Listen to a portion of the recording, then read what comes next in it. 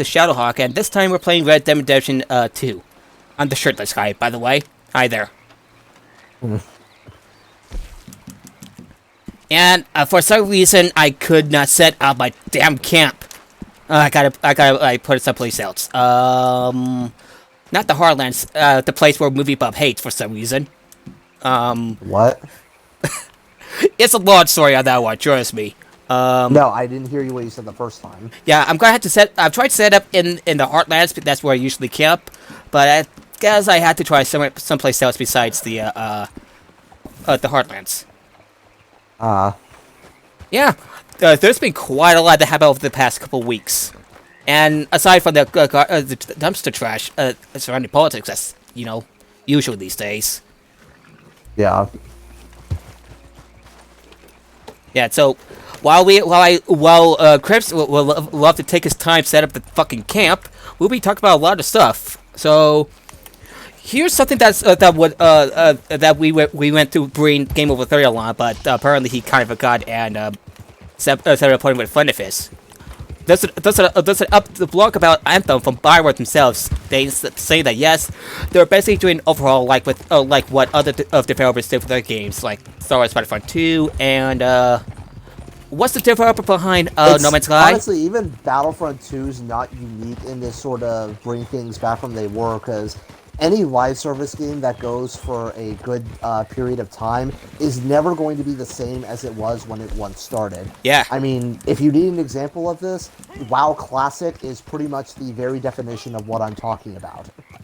If WoW was even anything close to what it is now than it was when it started in 2006, I promise you, WoW Classic would not even be a thing.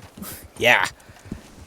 I mean, same for other games. I mean, like, for DC Universe Online, even though I didn't play in its early days, even I am aware that a lot of people say that it's way different now than it used to be when it started. And for the case of Star Wars The Old Republic, same deal there. The way it is right now is nothing like when it started. Here's the funniest part. It used to be a subscription-based. Before, it had a bit of a trial demo thing, and then it turned to free-to-play. I'm saying that was one big change, but not by any means the only one. Yeah. And again, it's just because with any live service game, big changes are just going to come regardless of it. It's just the nature of anything that's there. Although I am very much tired of the conspiracy theory mongering that I'm often hearing among, not everyone, but occasionally on the internet, where people try to say as if BioWare made the game quote-unquote bad on purpose, and I would say from playing it, it's not bad at all. People said that? People actually said that? Yes, I'm seeing no shortage of people going, oh my god, though, between this and Battlefront 2 and No Man's Sky, it means as if developers are... It's not their very words, but you can tell from the implication that that's what it is that they're intentionally making their games not well received in the beginning so that they could then go and then pull some sort of... essentially rebuilding of it so that people can be drawn in later. Would it just be easier for them to... Would it be easier for them to just realize that they done goofed and they're trying their best to fix it? Again, like, you're dealing with people who don't really think the things out they're saying before they actually release it. I mean, there's a reason why I often don't comment, though. Because often, though, I think about it and just go, wait, is that even really worth it? And most of the times I just go, no, it really isn't. So for this, it goes with that same train of logic. Why would they release a game that they supposedly thought was, or in your mind, know is bad, just to go and rebuild the whole thing from scratch later? Crazy Cathy wants to be part of the pause. Give me a second. Nope.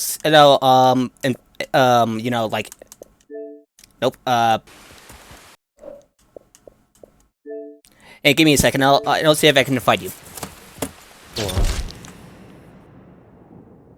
Yeah, sorry about that. Ah! Oh, no problem. Okay, friends, He's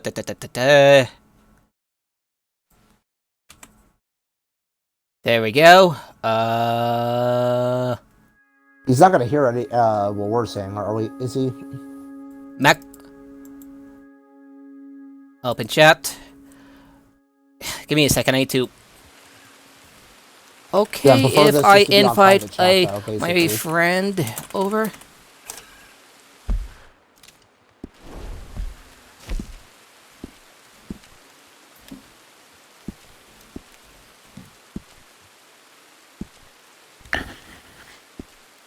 All right.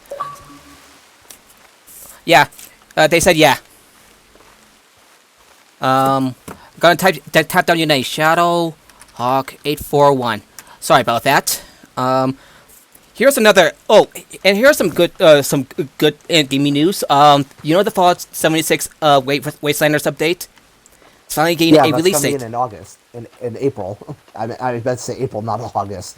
That's farther away. Yeah, So that April would be 7th. 2 months from now that it comes in. Yeah. And yeah, definitely when that comes in, I'll definitely go and play it though. I'm certainly am. I certainly am.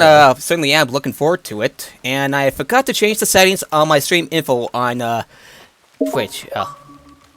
We're doing a bounty. They're doing a bounty right now. Okay, give me a sec. How long? Ah, damn it! Sorry, I like typing on my computer. How long will? We'll fight after. They'll. They said they'll fight after. So give it a bit. So anyway, really looking forward to looking forward to that update. And some other strange news of Evo 20, the Evo fighting tournament community thing. The 2020 setup doesn't have Mortal Kombat 11 for some reason. I don't know why. That's certainly weird. Yeah, you've been playing Mortal Kombat 11 lately, huh? I did. I haven't actually though, but I had because it managed to get put on a discount for $20 though on gold, like some stupidly large discount. So I bought Ghost Recon Breakpoint immediately when I saw that, but I didn't start playing until yesterday because I was on some project that I had to like study the crap out of. That at least I managed to do pretty good on, at least so I think so, and made sure for that. But then started playing recently. And man, it's been definitely a lot of fun with it. I mean, it's already making me recall back to when I was playing Ghost Recon Wildlands, and it's just that it was a very fun experience. Maybe Game Over 30, since he's more aware of what people's issue with it is, because at least from playing with it, I'm not really sure I could criticize it, though, from what's here, though, or anything that'd be really bad of it, though. I mean, it still really keeps the survivalist part of it, though. I mean, as far as the looter-shooter things, I guess, but it keeps it still in line with what Wildlands had before it, so I'm not even really understanding that critique either. Right. So again, Breakpoint is feeling another case of a lot of people shitting the bed, for lack of a better way of saying it, for something that was really not all that bad. I would say at worst, maybe it's just a very thing that's just not super fun for you, but I would hardly call it this super bad thing with it, which again is another example of why I don't take it seriously when people tell me something is awful, and then oh my god, it's the end of the world. I go then and play and watch it, and it's like, yeah, at worst, it was maybe not so great, but not the sort of thing worth shitting the bed over. But then again, for me, there's really no movie or game worth doing that for to begin with. Huh. Because again, why would I do so? So it was just a case of playing it. And again, it's still very fun, though. I would say if you enjoy Wildlands, you're most likely to enjoy this one. There is definitely some areas that are certainly different with it. Mm-hmm. The most notable one being, unlike in Wildlands, where you had 3 other AIs who worked with you, though, while you were going through doing your missions. In this one, it opts to remove them, so that way you would be more of playing with other players for all of that, which I could see why that would be something that send an invite. Wouldn't want to do. It turns out there's some messed up thing right there, so we'll see. I don't know. You have to set an invite to them to join your server, and then have them join your posse. That's a bit inconvenient. Sorry for interrupting. No problem. So I would say from there, I at least can get why, at least on there, why could it bother people. But for me, aside from setting up sync kills, the other 3 AIs served no other purpose really. If you were like in a huge gunfight, it was all on you. The only 2 things the AI teammates were set up for was getting sync kills and also reviving you if you went down, and that was about it. Yeah, I couldn't help but For some reason, I couldn't help but think the only wasteland asshole you clean is you. You know, quoting from Three Dog from Fallout. I've been playing the Tale of Two Wastelands version of Fallout 3. It's a mod for Fallout New Vegas where basically it brings the Fallout 3 content to Fallout New Vegas. Because, you know, 3 and New Vegas share the same engine.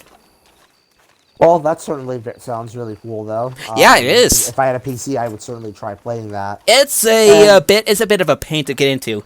If you don't mind me walking around shirtless.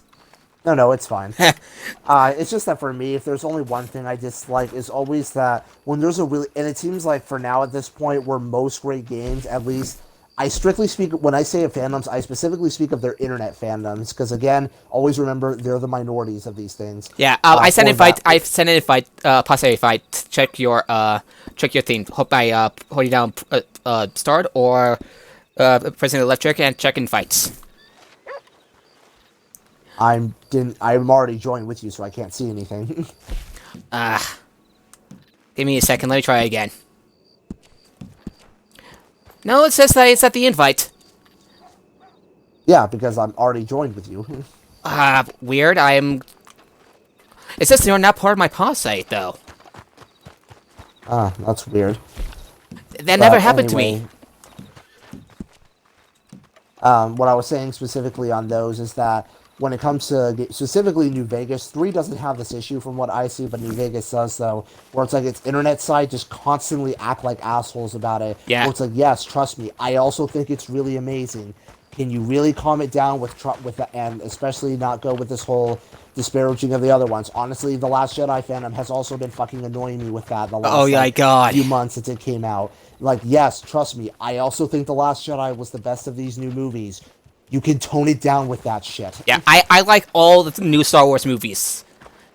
I like all the... Seriously, though. And especially trying to go on bullshit stuff, saying that, of trying to accuse The Last Jedi, not Last Jedi, Rise of Skywalker as having racism with it. Which, yes, seriously? Even though I would agree that Finn was being underutilized in that movie, though... I don't think he was underutilized, I checked. I remember watching the movie, and I don't think he was underutilized. I'll go to my camp real quick. I think really a lot of people who I especially see use that seem to always be on this thing where they think that because Finn defected from the First Order and because he was a stormtrooper specifically, therefore means it should have had this wider implication, and I guess leads them on a stormtrooper revolt, which always sounds laughable to me no matter how many times I try to think of that. I go, what was he supposed to do? Go on some speech about lay down your arms and pursue freedom, and they just like do that, just drop their arms, like, yeah, you know, I don't want to do this stuff.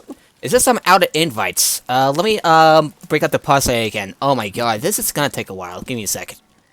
No problem. So, it's just a case of, like, yeah, that whole idea is freaking stupid, and super ironically, is them doing the very thing they criticize Last Jedi detractors of doing, that being forcing narratives that were never set up to begin with. In the case of the TLJ detractors who always say about Luke was supposed to be this super amazing warrior kind of figure, and Last Jedi didn't follow in with that, and you're doing the same with Finn, saying that there's this whole, he has to inspire other stormtroopers to revolt, despite that not ever being a thing that was presented in his story. His more the case of, like, I want to get out of there pronto. That's like, again, his whole story started as him wanting to run from the First Order. He was only seen as a hero by the Resistance because of his actions on Episode 7, but he wasn't really feeling as if that was there, though. And a lot of people not knowing that him going there was less of noble intentions, i.e., we really need to bring down Starkiller Base, but rather, I want to make sure that my friend was going to be saved, and happened with that. It's like they never pay attention to them. It's like they never pay attention to the movies. In neither Episode 7 nor in Episode 8 was there ever a statement or even implication that Finn was some hyper-unique defector and that he had some wide influence among stormtroopers. Yeah, though it is implied he is force sensitive, but that's about it. Like, literally, the entire thing around Episode 8 specifically was that he was more than a number. In other words, he was never important, and that Episode 8 was him and that's why he was able to relate to one other character who also defected in Episode 9. It's like, Yes, just because that some other people defected doesn't speak to theirs. I mean, Han Solo also defected from the Empire, not to the Rebellion, but to basically a criminal organization. It's like, yeah, defectors are pretty common in Star Wars. I mean, heck, Iden defected. Was she supposed to be some hyper-revolutionary thing, too? Haha. Yeah. So again, it's so stupid to insist that he's unique. Yes, there's a throwaway line by Phasma saying how that's very much odd, though, that he was. Yeah, because I imagine defections aren't big enough to where they're just like, oh yeah, just another defection among several. Like, yeah, again, anyone's going to treat defection. We don't get many of those because those don't typically happen, especially an organization that's kept itself as secret as it did. But that doesn't mean anything. Yeah, there's some really weird elements in this, like, in Colin Trevorrow's version. And there are some really weird. And it was like, versions. Yeah, and it was like, sorry, whoa, they sure. I was like, whoa, they had that script had some really weird elements. In hindsight, I'm glad that we've dodged the ball right there. Also, whatever my feelings on J.J. Abrams' whole thing of it, even if I'm someone who's a bit more of just like still on that, I honestly think at this point it's more of just an okay movie. But I already know, regardless of my feelings of it, it was infinitely better that we got J.J.'s version than Trevorrow's. Because have you seen the Book of Life, like the Book of Henry? Yes, I haven't seen it, but at least I know of it, and based on what I've seen of it, it looks really bad, though. Yeah. But regardless, I was about to say for one of them, such as, especially I remember one part of the script where, essentially Rey kisses Poe just to shut him up, which is just like a case of why, because all of a sudden in episode 9, Poe already has this affection for Rey that he's never had prior, so it's like, okay, that's just very dumb right there. Yeah. And among other stupid things, like Luke basically nagging Kylo throughout the movie, which would have come across oh my god, they had that? I remember seeing that, yeah. Where, like, he was essentially supposed to nag Kylo on the whole thing. Oh my god, that sounds like a parody. That's like the fucking. It sounds like something that was going to be played completely straight, even though it sounds like something that you would see in an SNL skit. Yeah, that sounds like a. SNL should do that. And speaking of SNL, have you seen those skit about the white male rage stuff? I have, though, but also another topic, since I didn't want to continue from there, and the other part being that some people thinking that it was a bit of a racist part for Poe's background, though, where at least a part of his life was him being a spice runner, in other words, a criminal for it, which again is another stupid thing for that, because it's starting to carry this implication that minority characters can't have come from any sort of shady background, even though shady backgrounds are kind of what a lot of Star Wars characters wait, didn't Han Solo also did spice running? I think he... And even then, his career doesn't sound like he was in there for very long, though. I mean, Poe's really young. He could at most only be in his early 30s. There's no way that he was doing just roll with it for some stupidly long period. Yeah. And especially we learned from Star Wars Resistance, though, that he had already been in the New Republic for quite some time. There's no reason why he would apparently be a spice runner for a long period of time. He was in the Resistance way longer. And again, as far as it being the racism part, it could only hold legitimacy if that was a big thing that defined him, but it doesn't. Like, that's the thing with it. It doesn't define him in the slightest with it. At least in some areas, though, like, say, with Overwatch, because from some of the Tumblr discussions I have with Ask a Game Dev on it, which at least can make sense with it, though, as to why it could be harmful, like, say, Roadhog and Junkrat being Australians, and they're both criminals, because that's very often a stereotype among Australian people, that they're criminals because Australia was a prison colony. Another one being as, for May, as an Asian person, where she's the super smart, geeky kind of person, since that can push the stereotype of Asian people are super geniuses, etc. Or things such as... in the case of The Good Doctor, with trying to portray autism, like a lot of portrayals have, as sort of like a superpower, it's kind of like those sort of things. That's like, I see the legitimacy in those, even though I'm not sure I would agree with some of them. I would at least be able to see the point of it. But in the case of Poe, it's a dumb one because it was only a part of his background, and even still, he's been more of his life good than he had bad, though. Yeah, I actually don't mind it. I actually don't. I'm just.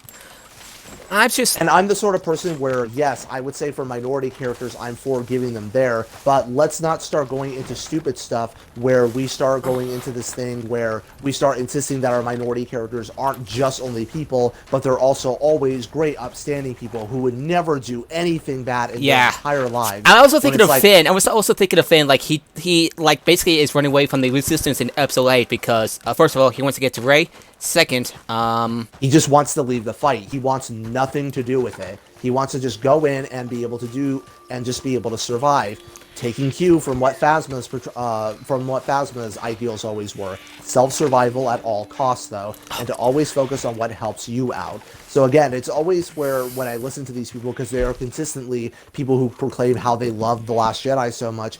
How can you tell me that that story of a guy being from someone who was just a number that nobody was supposed to ever care about to rising into his own man and think to take away from this, he's the sort of person who's supposed to inspire stormtroopers all across when his relationship to the Stormtrooper Corps was never present in the movies anywhere. And especially the other stupid thing saying that he was labeled to be a Black Jedi. He wasn't. There was nothing about it that said for Force sensitivity. The closest to it only being in 9, where he only said he had a feeling as to why he basically didn't do so, which we're obviously meant to believe that was the Force there, but that doesn't mean he's feeling it in the same way a Jedi does. I mean, Maz Kanata is the other character in this who does the same thing, where even though she doesn't use it, she can feel it. Yeah. Anyway. And even... Yeah, and it's just from all that. I know, I'm just going on with this, though, because even if I have criticisms of any given movie, what I dislike most of all is when something is being given criticisms that it ultimately should not have on there. Yeah. Like, if I'm going to criticize things because of either plot details that I think were not there, or if I think, for instances like Kelly Marie Tran not really being... for not having the screen time she was, though, for that. Which, it has to do with it has to do with the archive footage of Carrie Fisher. They couldn't make it work. They basically couldn't make it work. I could get it from there, but I would still think that they could still have been able to. I think she got better screen time near the end of the movie. But I think that it's just that because with JJ, he wasn't able to properly. Yes, that's what I just said. Basically divide the characters in equal screen time much, which is not so much racism as it is basically he just didn't properly prioritize certain characters there. I mean, again, though, as far as the racism stuff, trust me, racism and sexism is something I've never been shy of. I mean, our whole streams have been, several of them have been about us talking about things that we see from there. I mean, that's why I called it very sexist that for Rey to basically get Poe to shut up required her to essentially act on his sexual urges just to make him do sexual that. urges and a mind trick. That is really fucking stupid. So it's stuff like that, though, that always just makes me go like, yeah, let's criticize things, though, for that, but seriously, let's not go with this bullshit about how we have to go and try to insist that that there's no such thing, basically, as... Shit, now I'm losing my train of thought now. Yeah, okay, there we go. I got the invite. Okay, thank you. Okay. 841. Sorry, I'm typing down the message. Alright, so I should be able to, yeah, you should be able to join as well. I'll see if there's still room. Sure. So what's the other thing you want to talk about? Yeah, here's the most interesting turn of events. You know the original director of the first Doctor Strange movie? He removed himself from the director's seat due to creative differences with Marvel. Oh yeah, and then Sam Raimi, I heard, is now no, they got him on board. They got Sam Raimi on board. I was definitely not expecting him. I kind of figured after Spider-Man 3, he was just kind of doing his own thing. I mean, especially after Qual, though, with that, and its largely good reception. I thought it was just that Sam Raimi was just mainly not going to go back into superhero movies, but no, he did so, which, hey, I'm super glad for. I love talk about an interesting turn of events. Yeah, at least especially since horror was a part of the Doctor Strange thing that he wanted to exercise in it, and Sam Raimi is definitely very experienced with horror, so therefore lets me know it's definitely in good hands. Yeah, that's I have to say that's quite impressive. Yeah, So, are you I'm very looking happy forward for to a Black Widow? By the way. I certainly am, though. I mean, I've seen the trailers; they still look good, though. I'm just still waiting to go and see. I'm not hyped for it, though. But honestly, I don't have to be hyped for everything. Yeah. I'll just simply, I'm sure I'll be able to enjoy it, and then I'm just still looking forward to when that releases, though. So in the meantime, just basically waiting until that goes in. Yeah, speaking of superhero superhero movies, you know the Birds of Prey movie, the one with Harley Quinn in it? Oh, I saw it. It was freaking fantastic. That now makes it my second most favorite DC movie, though. First one being Shazam, and that's going to be a really hard time for me to be able to get something better than that movie. Yeah, surprised I didn't put Wonder Woman in the list. I would put Wonder Woman somewhere on the list, too. No, it is, though. For me, at least for my ranking of DCU movies that I've seen, it would be Shazam at the top, Birds of Prey at second, Wonder Woman third, Aquaman in fourth, and that concludes the DC movies I thought were just really good, though, I thought were there. Yeah, the worst I've seen, I seen the Martha, I seen the Martha scene from Batman vs. Superman, I was like, oh, come on! Number 5 for me would be Justice League, which I would say was just an okay movie. I would say if you're really curious and you want to watch it, I'd say go for it. You're not gonna, I would say there are worse things you could do, but if you decide to just skip on it, you're not gonna really miss anything. So I just say it's an okay movie from there. Suicide Squad at number 6, which is a movie that wasn't really good, but honestly, it's something that I'm just like, whatever with, even if I had my issues with it. And then there was also Batman v Superman at the very lowest for reasons I've already stated before. Yep. So from there, I would just say I'm just someone who, I would say from there, I haven't seen Man of Steel yet, so I can't actually say what my feelings are on that. I remember reading Chris Stuckman's tweet with his attempt to rewrite parts of bit of four funsies. My word for it. For Wait, fun. what? He did rewrite some parts of Batman vs Superman, and one line just made me roll my eyes was tell that to Zod's broken Snap's neck. Wait, where's the invite? I was told I got it, but I don't see it anywhere. I'll ask.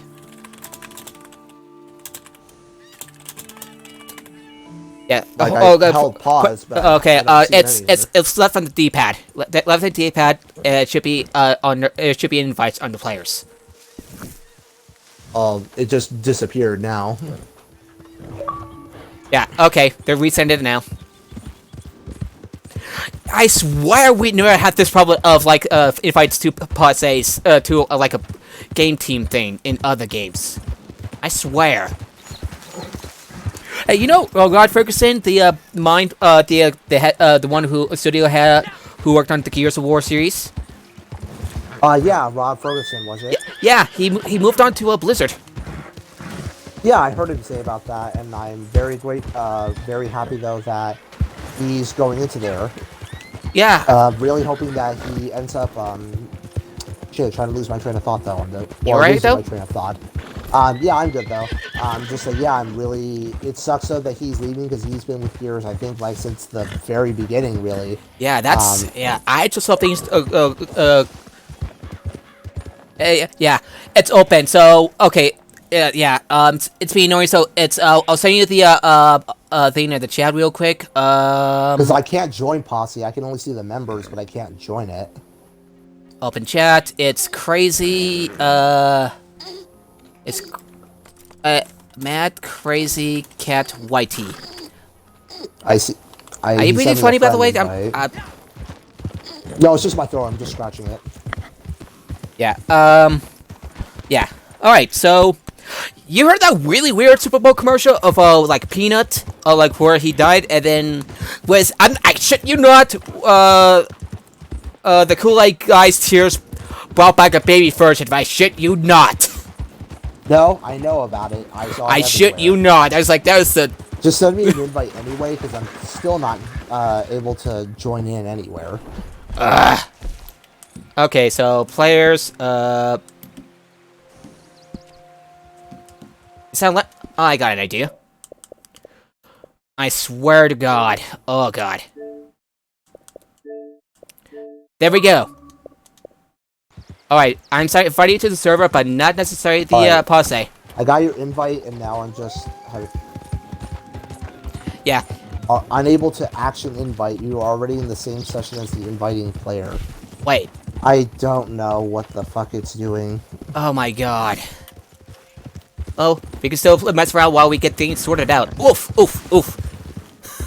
Yeah, one of the funniest scenes that I could do in Red Dead Redemption 2 is just, like, just crash into something and watching my characters like flop around everywhere. Really, my only major complaint of this game is still how very bad the economy is, where you still don't get much money, but the stuff around you is charged at the stupidly high prices. Ugh, yeah. Like, the only time you get, like, something like $300 is in the very beginning, though, when you're just doing some early assignments. And then afterwards, all the jobs afterwards only pay you, like, $10 here, $20 there for that. And it's like, what's even the point, though, when all the weapons around you, like, even when you hit that level, are gonna be, like, freaking $400, maybe $200 on the low end. And keep in mind, in the case of the revolvers, there's also 2 of them, so if you're a person who wants to go and dual wield this stuff, you double that. Yeah. I think they actually, I don't know if I have the problem with online, they seem to be I can't join, so I'll quit, and then I'll just go there we go, of course you do it! Sorry. So I'll just quit, and then you send me an invite, and just send me an invite now, though. Got it. Thanks. I never had this problem with this game before. It's so weird. I don't know. It's just like being, super weird about it. What are you doing? Give it a... Okay, I'm saying, give it a bit. Something weird is going on. Yeah, sorry about that. Alright, have you left the game yet?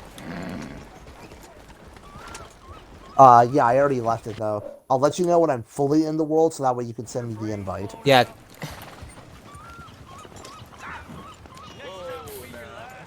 Yeah.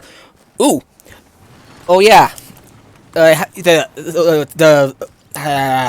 ever seen some of the stuff for Apex Legends Season 4? Like, you've seen... I've seen it, yeah. Yeah, you've seen how, revenue was introduced. That was a bit of a shock. I did not see that coming. Alright, they had to do this mission. Okay, if I do the mission without you for a bit? Just do that, and then you can invite me afterwards. Careful there. Oh God! Won't anyone help me? I accidentally jumped over someone because I wasn't paying attention. Whoops. Yeah, they'll try later. Okay. Yeah. So, oh god, I'm having a lose my... Oh, Oscars, yeah, Oscars. Parasite won Best Picture. Look, my thing on Best Picture was always going to be, I wasn't going to really mind whoever was doing it. My only thing was just, I just don't want Joker to. The only thing the only thing that Joker won are the music and lead actor. Don't agree with music, but at least with lead actor, I at least can see it. I don't agree with it, but I can see that. Yeah, these are the only 2 best. I was actually kind of hoping for the Rise of Skywalker to win because from what I've heard, this was going to be the last Star Wars movie that John Williams is going to be working on. Understood though, and the score was definitely really great there. But at the very least, I would just say from that was ironically the Rise of Skywalker provided a perfect line when it came to that. In the case of Joker, was just, I don't care if you, referring to any of the other Best Picture nominees, be like, I don't care if you win. I just want, in this case, Joker to lose. Is it petty as hell? Absolutely. But Donald wants. Great. Donald wants to join the party. Should I send him in? I'll have to warn him that no, we're I streaming. prefer to keep this only between us, though, for this one. Okay. I'll join him later. I'll try after the stream. That's okay. Huh? Oh, I'm like multitasking. It's very hard to multitask when we're like riding a horse, and then suddenly I'm actually jumping over people, and I lost honor for it. Yeah, I'm saying. What'd you say earlier? I'm multitasking, and multitasking is hard, yo. Understood. It's just I just prefer to have this just be like a sort of oh shit! Oh my god! See what I mean? I crushed it to I crushed it to the. Destroyed by grief. Okay. We could do that. Oh my god. That's see, there's some really funny things to do in Red Dead Redemption 2. Mostly Chrysler 2 things. Because it's definitely a lot of fun things with it. While Red Dead Redemption 2 doesn't give me so much fun, I've tried a few times, but I just can't really get into it. But I do think there's definitely plenty of stuff to do here. And I would say if that stuff really makes you feel fun, then enjoy it. Because again, just because I'm not getting particular fun out of something, it's only the campaign that I really dig, whereas the multiplayer kind of just feels very meh to me, honestly. But yeah, I had a better time with, although I enjoyed its multiplayer, I think I enjoyed Fallout 76 multiplayer more. Because it's... I did too, though.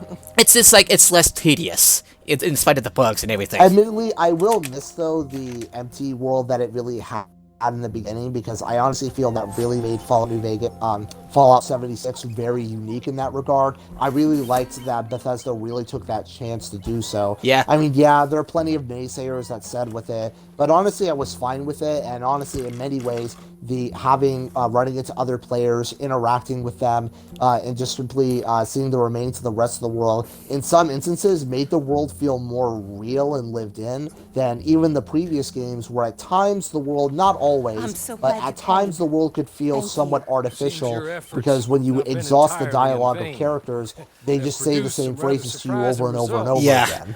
I remember reading a study where people are actually helping each other far more often than just like giving each other hell. So it's actually a study about that. I remember reading. So that's what I honestly found in 76, and I really loved that sense of community, where I would always find players who were always just giving me gifts, being just like giving me like very fun emoji. We would just knit emojis to each other, play missions together, things like that. And then the interesting stories. Polygon has made a few articles about some of the interesting things going on over there. Yeah, just a lot of that fun stuff. I still remember one of the first big in-game person stories to come out from that game was someone setting up their camp right outside of Fallout Vault 76, so that way they could just give them free food and water for new players, so that way they could just go and be able to have a good head start when they were playing. And I love that. It's a great sense of community and makes it so that the rest of the players can have a good sense of enjoyment. I really loved that. Yeah. Well, I do think the Wastelanders being in will take that effect out. I still believe that Bethesda will give us something more than fun enough to be able to enjoy it. Yeah, you're gonna miss that, but at least it'll make me really happy because I have something to do, a lot more to do. Yeah, I'll certainly be able to have that, and it's gonna add a whole bunch of extra content with it. So hey, I'm not gonna really argue against it though. I mean, there's gonna be a whole lot of new content with it, and again, I'm sure that Bethesda. Oh my God! They ran over my horse. Damn it! Their horse is fine. Is my horse alright? Because the initial. At least when it came to the bug areas, I could be able to see people's reaction to it being more understandable when you have this game that you really want to play and it's just being so very messed up technically, so you end up sucking the enjoyment out of it. So at least on there, I won't blame anyone's reactions to. Yeah. But for the rest of it, I still found it pretty well made, though. And I still very much find it annoying, though, when people, especially when it comes to the Sterlings of the world, who constantly try to paint this picture that Bethesda was just forcing this game to be multiplayer, when it's like, dude, a Fallout Online was trying to be done as early as the late 90s. Heck, the original Fallout 3 that was codenamed Van Buren was going to have a multiplayer component. Fallout Tactics has a multiplayer section. Project V13, which was basically Fallout Online. The only reason it went down, well, two reasons. One was because of lack of funding, and two, and the way bigger reason, was because it was officially found that Bethesda officially acquired 100% of the license, and therefore Interplay was not able to build it. At least not without facing Is Interplay that dumb, by the way? I swear, is Interplay that dumb? Is who? Is Interplay that dumb?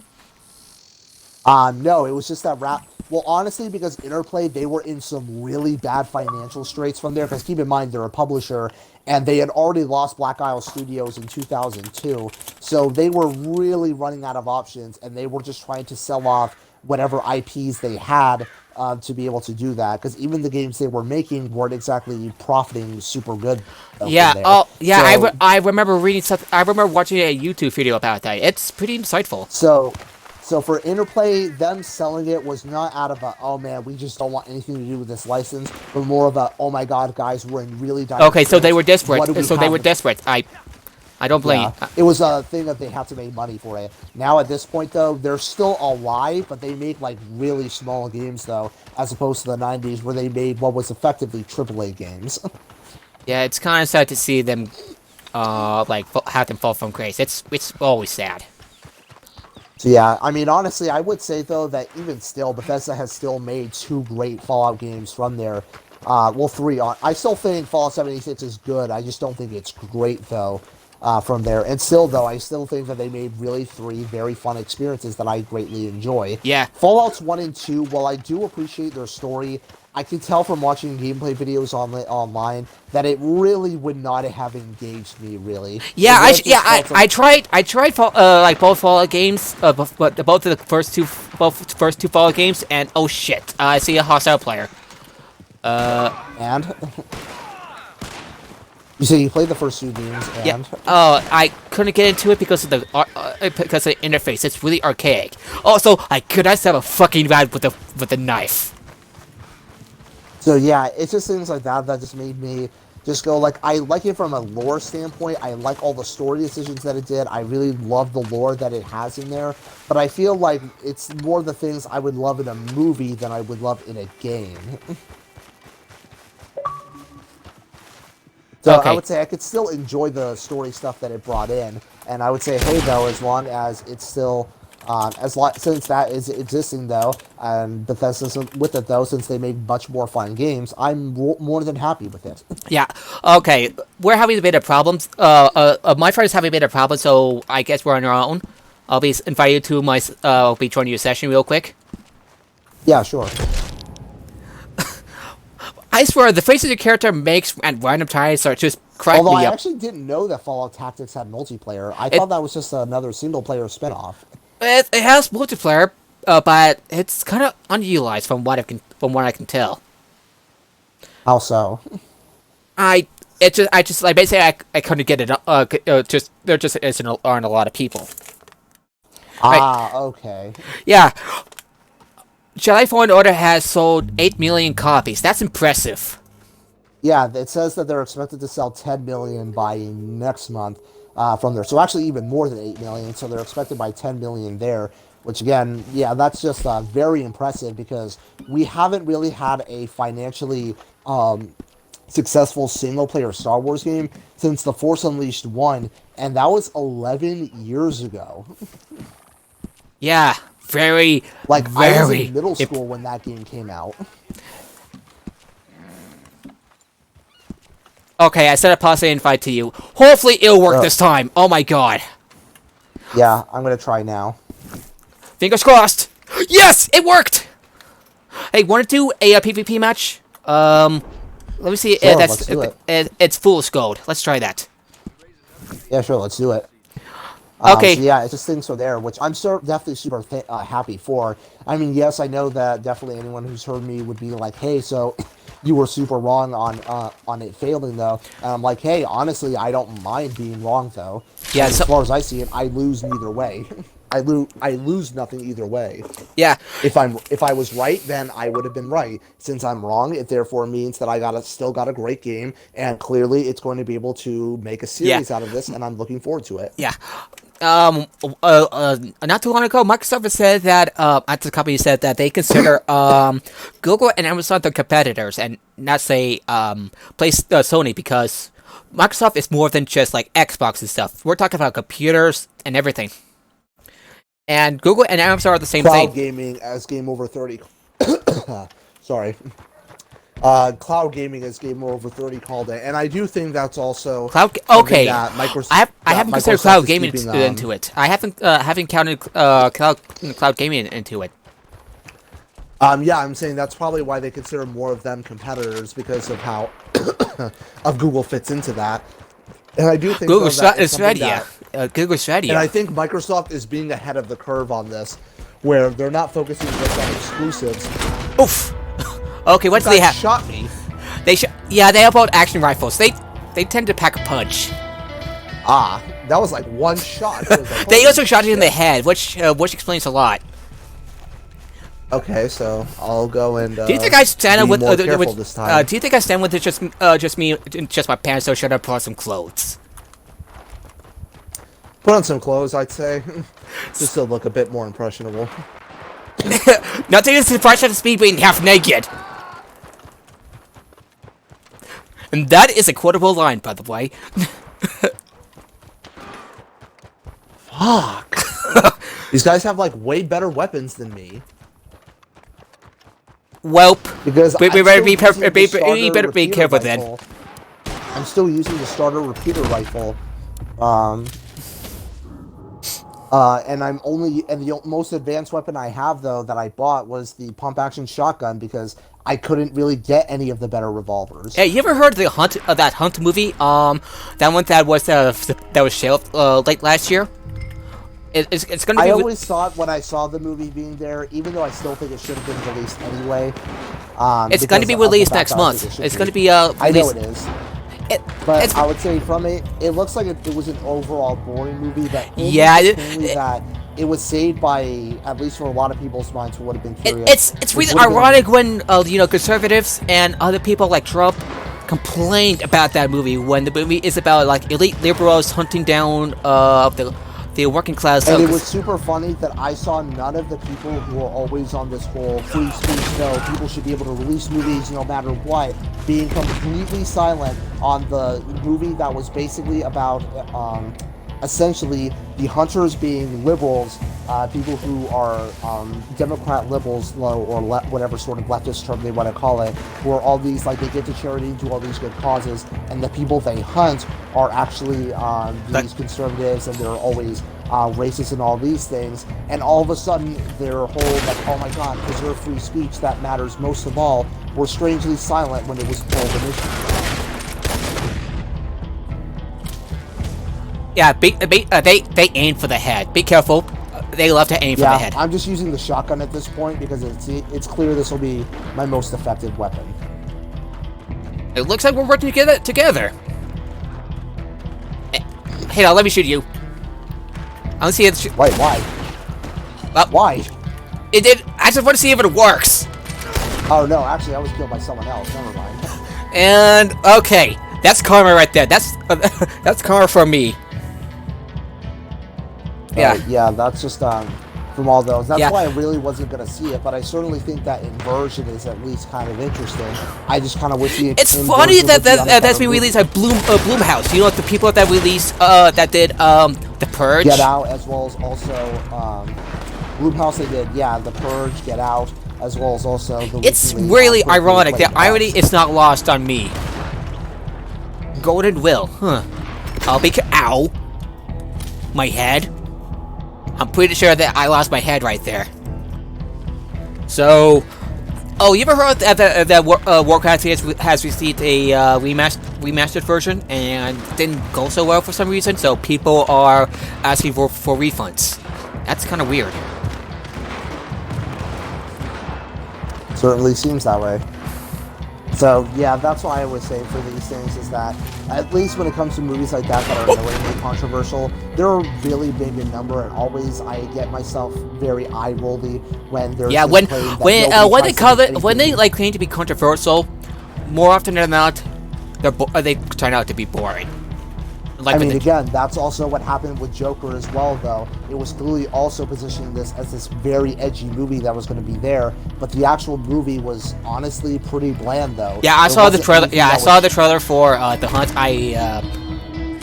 It was like there was nothing in particularly shocking about it. Again, for The Hunt, the only shock to it was that reversal of the hunters, though. That being the hunters were in essence the good guys, and the people being hunted were the bad guys. Which is certainly a very good inversion of that whole thing, but even still, it feels a case of like, wow, that's a very clever inversion. I wish it were in a better movie. Yeah, it's like a dancing bear type of thing. Know what I mean? What? Dancing bear, you know, is where the gimmick's the only thing that people talk about, that sort of thing. Everything else kind of sucks or is meh. It's kind of like that. Right. Oof. Okay, I got shot. Half-naked guy got shot. Looks like the Mandalorian's second season is going to be out sometime in November. Also, speaking of the Mandalorian, they have some really interesting stuff about how they set up their set pieces. What the?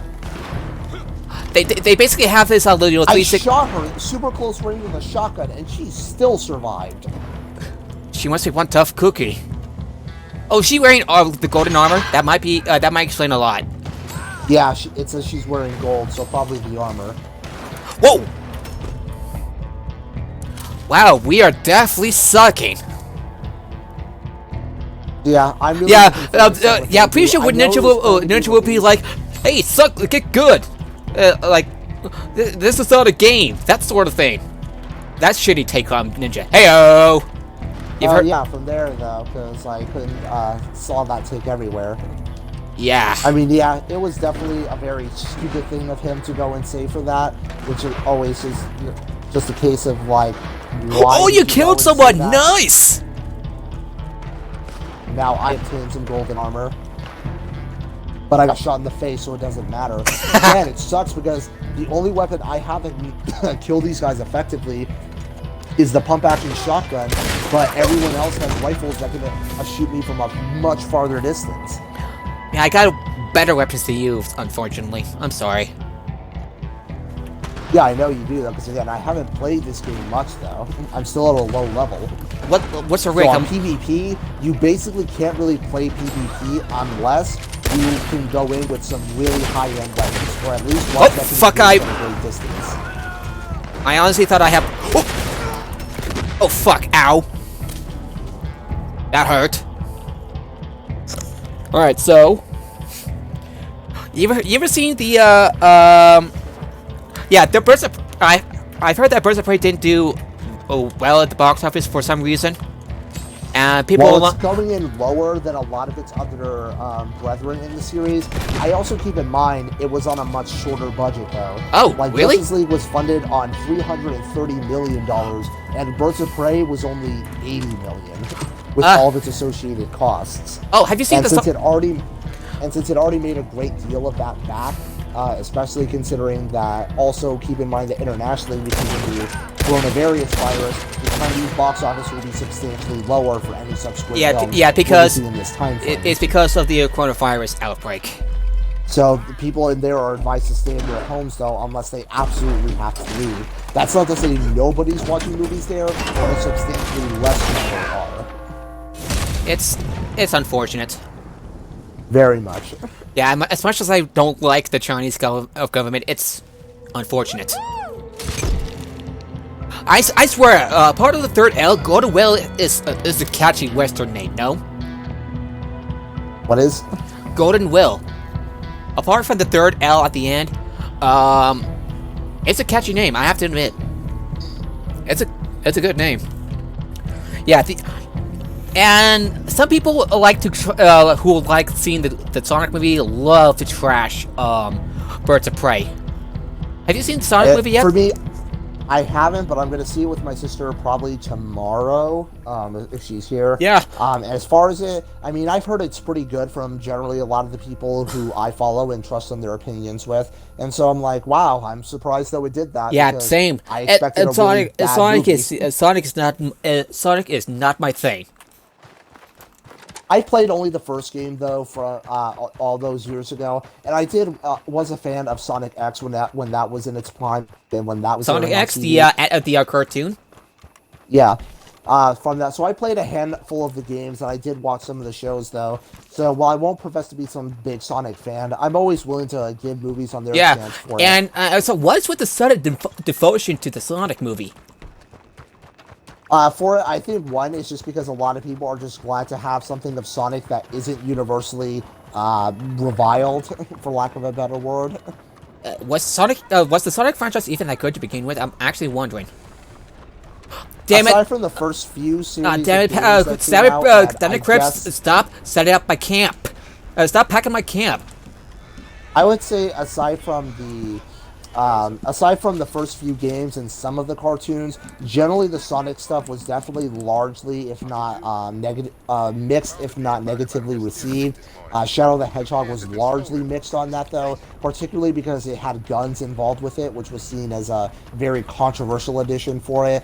Yeah. Other ones, such as Sonic Heroes, though, which I played it and thought it was really fun, though, at least when I was younger. So I don't know what I would think of it now. But as far as it's just generally the games were either being very mixedly received, or in the case of Sonic 06, largely. Oh my god, I remember received.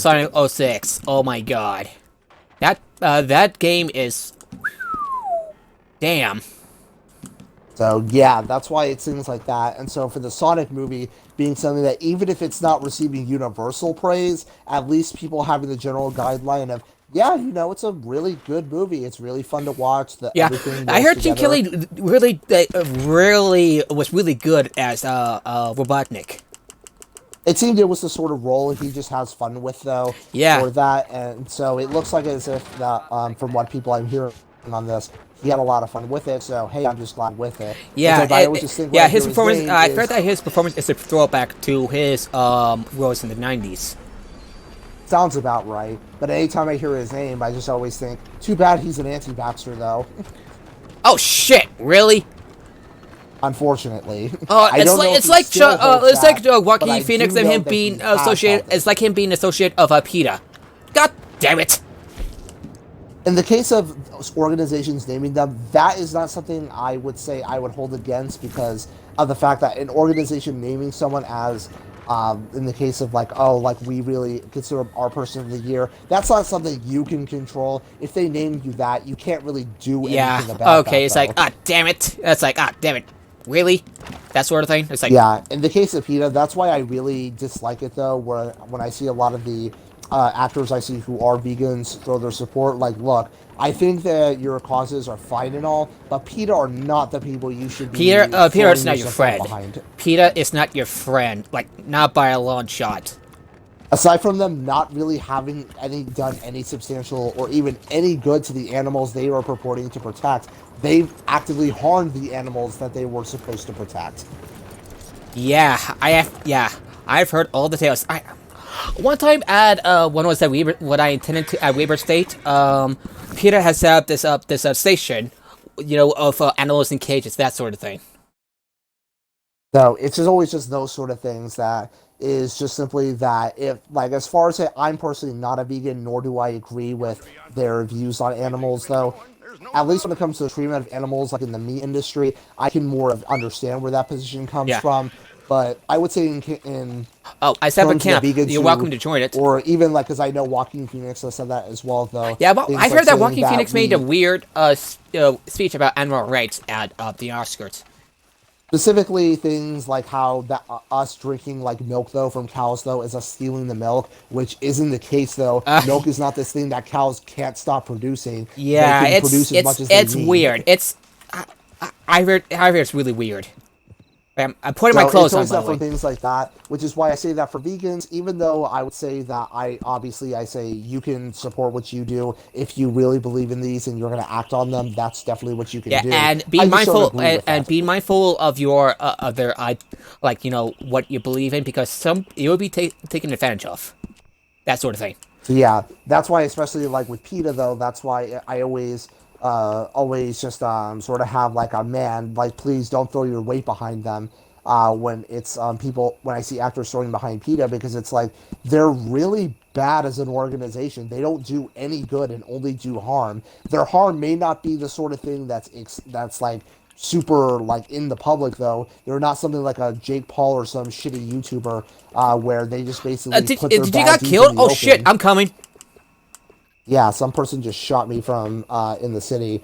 Something like that, though, where it's basically someone who does their bad stuff super in the open, whereas PETA is more the kind of people who like to try to keep their bad stuff out of the public And somehow I spotlight. couldn't help but compare PETA to BreadTube these days. Know what I mean? Sort of like that. I'm not sure if I would consider there, because BreadTube hasn't murdered animals, at least.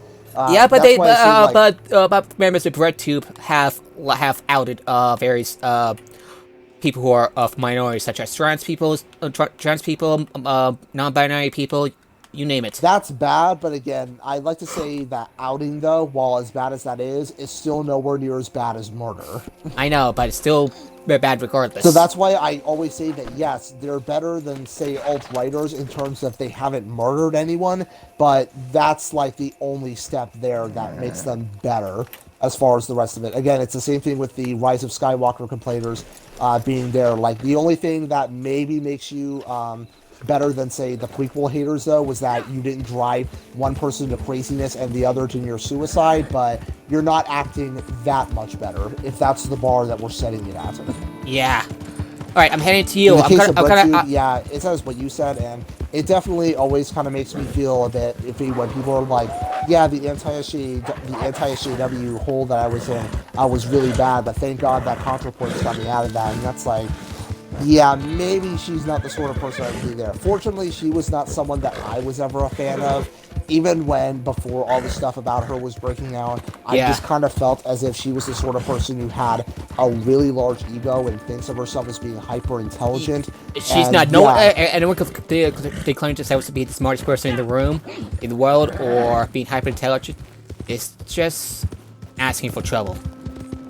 So yeah, it's just with her putting herself on that pedestal already made me just go like, yeah, I don't throw my weight behind people like that. A former friend of mine declared himself the grandfather of the Mass Effect. And I feel like ContraPoints has served another great example, which is just because there's someone big who is part of a community, in this case the trans community, does not mean that that it will be to their benefit. Yeah, She declares herself one of the oldies. It was like, asshole, you never went through what happened at Stonewall. She had no idea what happened at Stonewall. My memory's kind of fuzzy because history class was a long time ago, so. It was where there was the Stonewall riots in regards to the rights of the LGBT Q community. And one of the notable people around the time, is trans and black. Oh, okay. So, if memory serves me right, it's the way that she acts herself as the authority on astounds me. And I'm white. I'm still questioning things. And it's gonna be that like that for a while. So you can put me on that spectrum. Probably put me on that spectrum, maybe. So, like, you're thinking if you're bisexual, gay, of course no judging, but I'm just, like, making sure I understand you. Yeah, I'm just... your question... Yeah, just questioning who I am. No, I am autistic. I know... Why, well, duh, No, because... that's fine, though. In fact, I actually learned pretty recently that one of my best friends from childhood, that he is, as he puts it, he is bisexual, but is functionally gay. Like how my brother says that while Freddie Mercury is gay, he is also heteroromantic.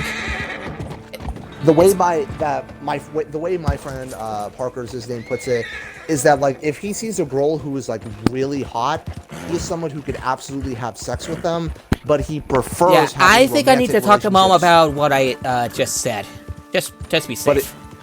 I know, but I'm saying, like, that's the thing where he says, like, when it comes to sex stuff, though, like, when it comes to sex, he prefers women, though, but he says that for men, he prefers men when it comes to on a romantic level. Yeah. So that's why when he put it there, that's where I understood it, though, or at least I'm like, oh, now I get you. It always shows me when I learn stuff like that this stuff is more complicated than even I initially thought it was. Yeah, so... I don't... Yeah, so I just not so sure about myself, but I know I'm attracted to someone, but I don't. It never was an issue for me personally. It's not an issue. It's like I don't know. Not just issue is. It's not in that kind of way. Yeah. I mean, as in, like, it was never some sort of, like, struggle where I'm like, am I, like, in the case, because I know I'm straight, though, like, oh, am I, though? Am I maybe just attracted to guys, though? It was just a case of just like, nah, I'm just salvage. Let's do another PvP thing. That's okay. Salvage, no killing other players. Fine. Yeah, but this is though, it's more like it's like a contest. So just want to let you know. I'm sorry. Yeah. No, you're fine. But yeah, it's as you're saying, like with the whole contra voice thing, is that even though she is a member of the LGBTQ community, it doesn't really mean that she actually did anything substantial to their benefit. I think I did. You could probably say that there's something substantial about it because technically I did.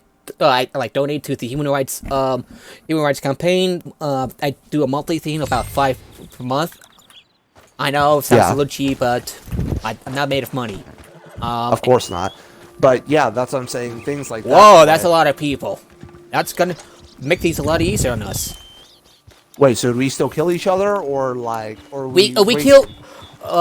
Not racing. We collect as many as we can, and we as many as we can. Whoever gets the most wins, and we have to fend off NPC bandits. Which okay. I really like that. I really like that mode. It's like it's a contest. It doesn't involve killing other players because man, it's a pain in the ass. Man, it's just things like that, or even the other breadtuber the only breadtuber I think I was ever super into that I've now completely disillusioned with has definitely been Lindsay Ellis, to where I'm now of the point to where I would say with her movie critique skills, which is, even though there are some elements of them that at least I could be like, I see the point to, but I find really dumb. Yeah, now. and she believes that a remake of like remakes seems to erase the racism. So it's like it's remaking a movie with modern sensibilities. You're surprised about that? Which just happens all the time. People really need to stop throwing remakes and reboots as these huge movie man of no ideas. Those have been happening all the time across all mediums. You will not find a single medium that is not populated with remakes across every decade that you can find. And even many of the movies that we love are remakes themselves. Even the Universal monster movies that are highly beloved and what kicked off the horror genre are remakes of silent films. Yeah, like Dracula. Dracula was there, Nosferatu. In the case of Frankenstein, we already had a silent Frankenstein movie that was already released and well known. Yeah, that was there. I believe even the Wolfman even had his own one, though. And even then, they were just simply taking public domain characters and just made them for that. Yeah, a bit of a pity thing that didn't work out for the Dark Universe. Or it seems they're rebooting it. I don't quite understand exactly what's going on with the Invisible Man and all that. But I will at least say, though, that at the very least, I am at least still hoping to see from there. But for Lindsay, though, it's a case of, like, even though I can understand it, I find her stuff really dumb. Like, I think now, to her Bright review, which I thought was really good, though, but now it comes across to me as a really stupid one when I think about it. Such as when she exclaims that just because the orcs and a big conflict existed, that it therefore means that Los Angeles and America would not have existed. It's gonna be, I can see her point, like, you're taking a point divergence, like, much earlier, and yet things stay the same. On one hand, that's true, but on the other hand, it's really fucking hard. I mean, also, I just feel like when it comes to these divergence things, where I just feel I'd have to tell Lindsay, don't get worked up over the details. Although Bright isn't a very good movie, I'm not going to say it's a good movie, because again, I haven't seen it, but I'm saying even like if I didn't like it, I would still find the insistence of the... What the fuck is wrong with this horse? I'm taking a screenshot of that. But what I was saying was that what I find stupid is this insistence of things like that, insisting that just because of medieval races and only one actually major historically event happening, this being the Dark Lord and the war with him, insisting that just because of that event happening, it means a lot of the other things that have happened, the American Civil War, any of the world wars, America, Los Angeles, or all these other places and events would not have happened, or we'd have some widely different one. Because unless you have some sort of ball that can let you know what that would look like, we can't say for certain that they would not have existed. It has to be recognizable. But it has to be recognizable. Because look, I can get as to why plenty of people use recent divergences, though. But even still, the recent divergences, they're much easier to do. I mean, and in general, I just still found it was, at least conceptually, a pretty fun idea, though, to be able to have something where you just have medieval races, but they act in a modern period, as opposed to having it always be. Though, if you ask me, if one of us seen Onward, It looks like what Bright tries to be. And What is? Onward, the latest Pixar Disney movie. Well, I wouldn't say that because Onward obviously came way after Bright, but I kind of get where you're going with, though. Yeah, I know it comes to like years after, but it's just, yeah, I just could not help myself but make it like, oh, this is what Bright tried to be, but better. So, hence why it says things like that, or insisting that also things like, say, the Shrek movie series would not have existed with orcs being there, when I'm like, no, in fact, it's even more likely that Shrek still would have existed. If we're talking about it on the we're subject of being based racism. Like on the subject of racism, though, how it's like it's silly. If anything, Shrek could be seen as a racist caricature for orcs, though, or ogres, though, whatever. Well, he's saying it in reference to orcs, though, when he's saying take your fat Shrek ass or something like that. For it, he could still just, it could be in this universe, Shrek was more of a racist caricature, but still was made anyway. Like for that. So it's just things. I almost said part of the nation, but I'm not entirely sure if that's the case.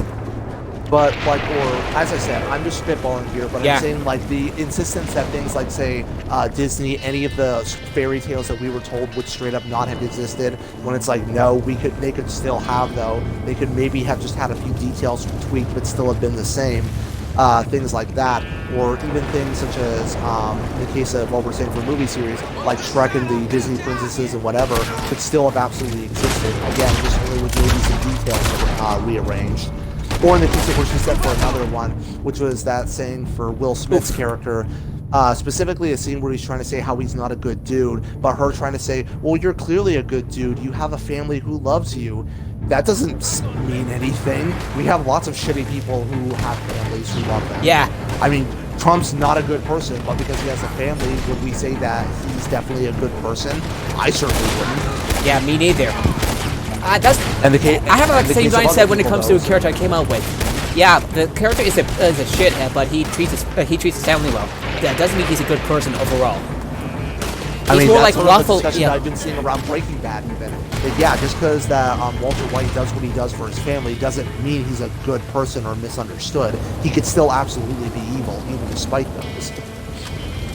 I mean, Lord Asher from Fallout 3's DLC The Pit could be the same thing, though. I mean, he's doing what he's doing for his family, but it's still really shitty that he engages in murder and slavery for it. Yeah. He's still a bad person. And I believe so is Wilbur. I believe the name is. I did the expansion.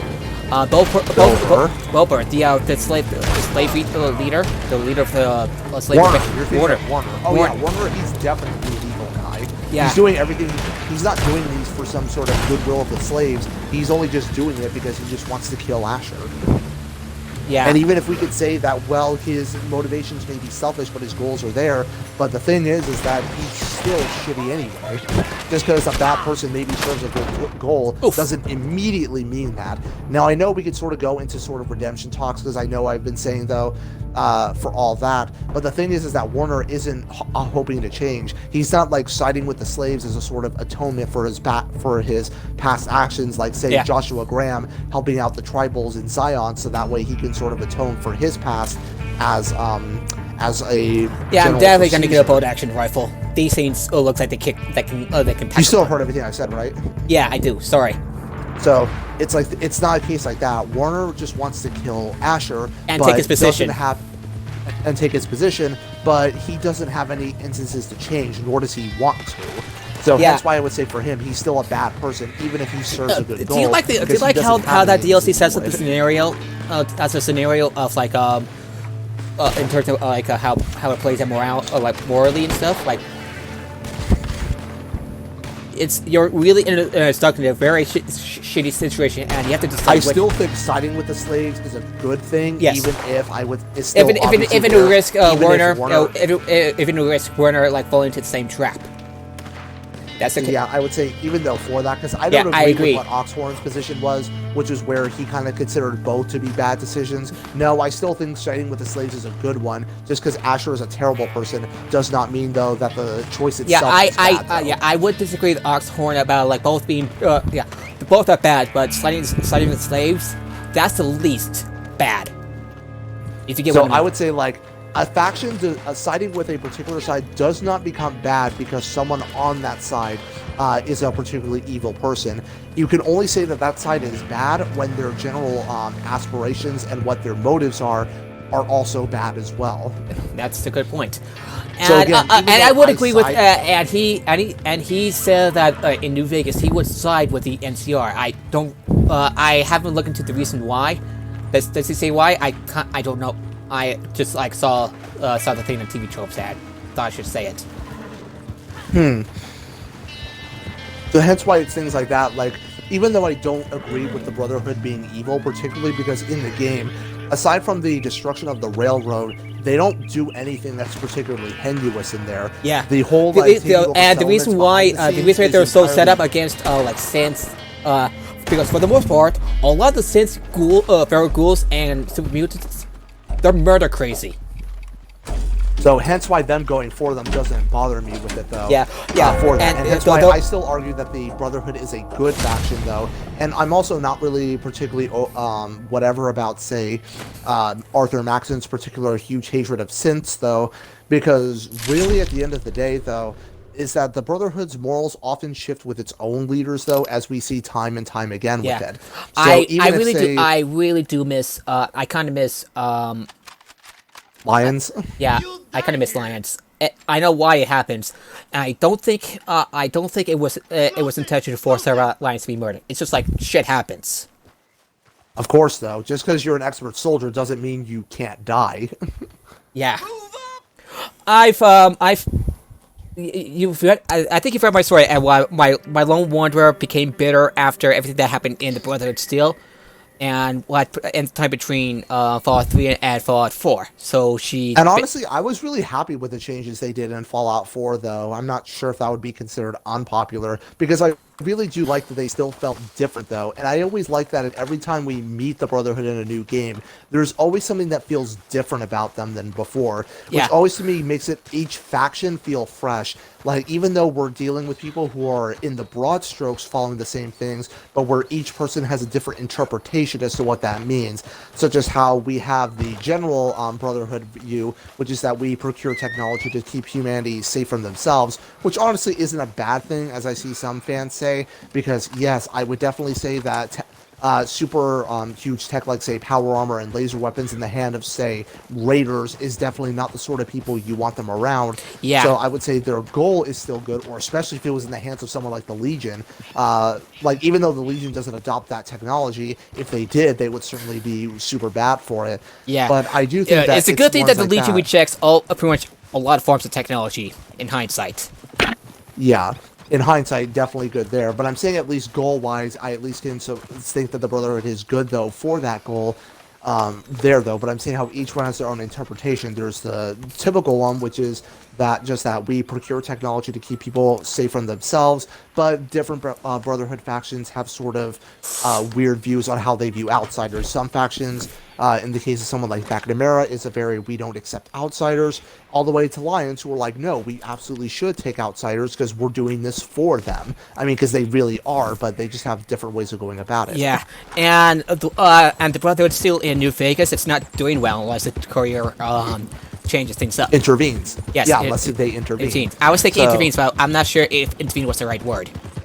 Let's do a legendary bounty. So, yeah, I would say it is the right word in this particular context, because they do actually go and intervene in their affairs, though. And it's definitely really good, I would say, there to have, though. And I would say that there's still a good faction beyond that. And I'm saying, or even when we come to someone like Arthur Maxon, when he becomes a man, though, finally, after the I'm a man! 3, Punch! I'm a bit of a fan for Linkara. Don't agree with him on everything. And although he's friends with Lindsay, but I'm gonna let that slide because he did have a lot of, like, he grew out of his shitty views. That's what I'm saying. Who did? Linkara? Linkara? Linkara. Atop the fourth wall, he reviews He reviews comics. Ah, okay, because I'm not really sure who you're being, though. I didn't quite understand. Yeah, and I'm a man! Punch! Is this bit of a running gag. Ah. So it's just basically I was saying so like when Arthur grows up though to where he has more of that middle ground with it to where he still takes in outsiders and still does what he can to the benefit of theirs and it's still reflective. That's why I say I always find it stupid saying that the Brotherhood is evil because like for one, although it comes to conflict when Dance it turns out to be a synth without anyone realizing. So that's why, and I think it's mainly and I really do like the arguments between Dance and Maxon over Dance's over Dance being a Sith and you interjecting. And so that's why from there I believe it's a really good scene. It is though. I found it was really heartfelt though, and that's why I love it so much. And I really do believe though that scene shows me that Arthur is someone who's able to listen to reason for that, even when he's at his angriest state, because he's clearly very livid that you didn't follow his orders from there. Oh, so I think he could still and very livid that sword he had trusted turns out to be a Sith himself. And besides, I also find though that it's not too much of there because after the Institute is destroyed, the Synths really aren't going to have to worry. Whatever third generation Synths are left over, they're never really going to be found. Really, because the Brotherhood wouldn't devote their time after that. They destroyed the Institute, and really any Synths that would be left over would just be scraps to be knocked over. Yeah. So hence why then I went with the Minutemen in my playthrough. I sympathize more with the Railroad than with the Brotherhood in my take. But when I told Dustin Mola that I'm going to go with the Minutemen, she made a bit of a heartfelt plea that the Railroad needs my character's help, and I hesitated. This is because I think, though, that the thing with the Railroad is that after the Institute is destroyed, there's nothing left for them to do, which is why I ultimately decided never to side with them, because it's like, okay, they go and help the Synths, they destroy the Railroad, what's their purpose afterwards? That's a good point. There's still a Commonwealth that's why I went with the Minutemen. She's okay with it. Because she's just bummed out. It's like, I'm very glad that... do you want to do this stealthily or guns blazing? Let's do it stealthily, and if we go guns blazing, then so be it. All right. So I'm saying like that's why I opted to do that. All right, really guns blazing it is. Yep. Which is why I opted to go for there, though, because even if I still think they are a good-natured group, I think they're a very short-sighted one, because, again, after the Institute is destroyed, there's nothing left for them to do. They fulfilled their goal, and they're nowhere big enough to be able to handle the problems of the Commonwealth on their own. Well, and what are your thoughts? And what do you think of, like, Charles Phillips? The Institute is the Institute, so I would say that for handling problems, though, that exist, I would say that, honestly, your best choices are either the Brotherhood or the... Minutemen.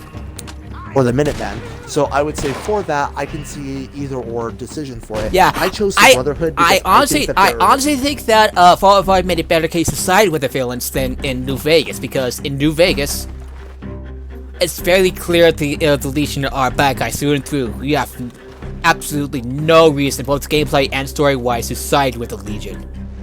That's always been my biggest gripe with it, and even though I love New Vegas, I always dislike how when people in there try to treat it as this perfect thing, because again, even in the stuff I love New Vegas as much as the next guy. You can ask my friends what I was like in middle and high school as to how I wouldn't shut up about Fallout back then. From there, I love New Vegas for the life of me, but even I don't treat it as some perfect game. Yeah. For that reason. And I remember, like, even though I remember in my review of New Vegas, I said that although I like the game, the personality that the courier has in the vanilla game feels very plain. Oh shit, you're down. I'm coming. Shit, apparently I took more damage than I thought I was going to. I got you. Ah, fuck. Okay, I'm getting you up. Do you like my get up? It's my D&D character. Blue coat, green pants. I got the blue coat when I was playing Fable 2. When I was playing as the co-op character. He looks really awesome. He looks really cool, and it kind of stuck with me. Did we catch the bounty? Bounties. We should probably. Yeah, bounties this way. We should go capture him. Yeah, we're focusing too much on these other guys. We have to go capture him. Good idea. Dead or alive? I prefer alive. alive, obviously. You get more money that way. Yeah, plus it's always just fun to whack the bastard when he whines and moans. Basically. So yeah, that's why for me, I always say for that, because even though I don't like House or Yes Man, at least they can be given there's reasons there that you could be given as to why one would side with them. Even if I don't think they're good reasons, at least there are ones that are like, you know, I could see why someone could be persuaded by that. Yeah, but the Legion provides no sort of thing for that. I mean, in the case of if the Legion ends up going down, why would I possibly why would I go inside with them when the thing that happens is straight up anarchy? Take them down, Connor? I'm down. Pick me up. I know. I better hurry. Ah, shit. Alright, I'm giving I up. got killed from there. I was trying to... Is the guy in, like, the black vest and blue overalls, is that the person who's the Mountie? Yeah, he is. Okay. He kind of reminds me of the default male character from Fallout 4. He looks a lot like him. That makes it much more clear then. But yeah, it's just from things like that though, and it's just that I really, and always the thing that kind of always hurts my engagement with the game a bit, is how like even back then, I just could never buy that the Legion is this faction that could threaten the Mojave Brotherhood of Steel chapter, I need help. NCR, and also be able to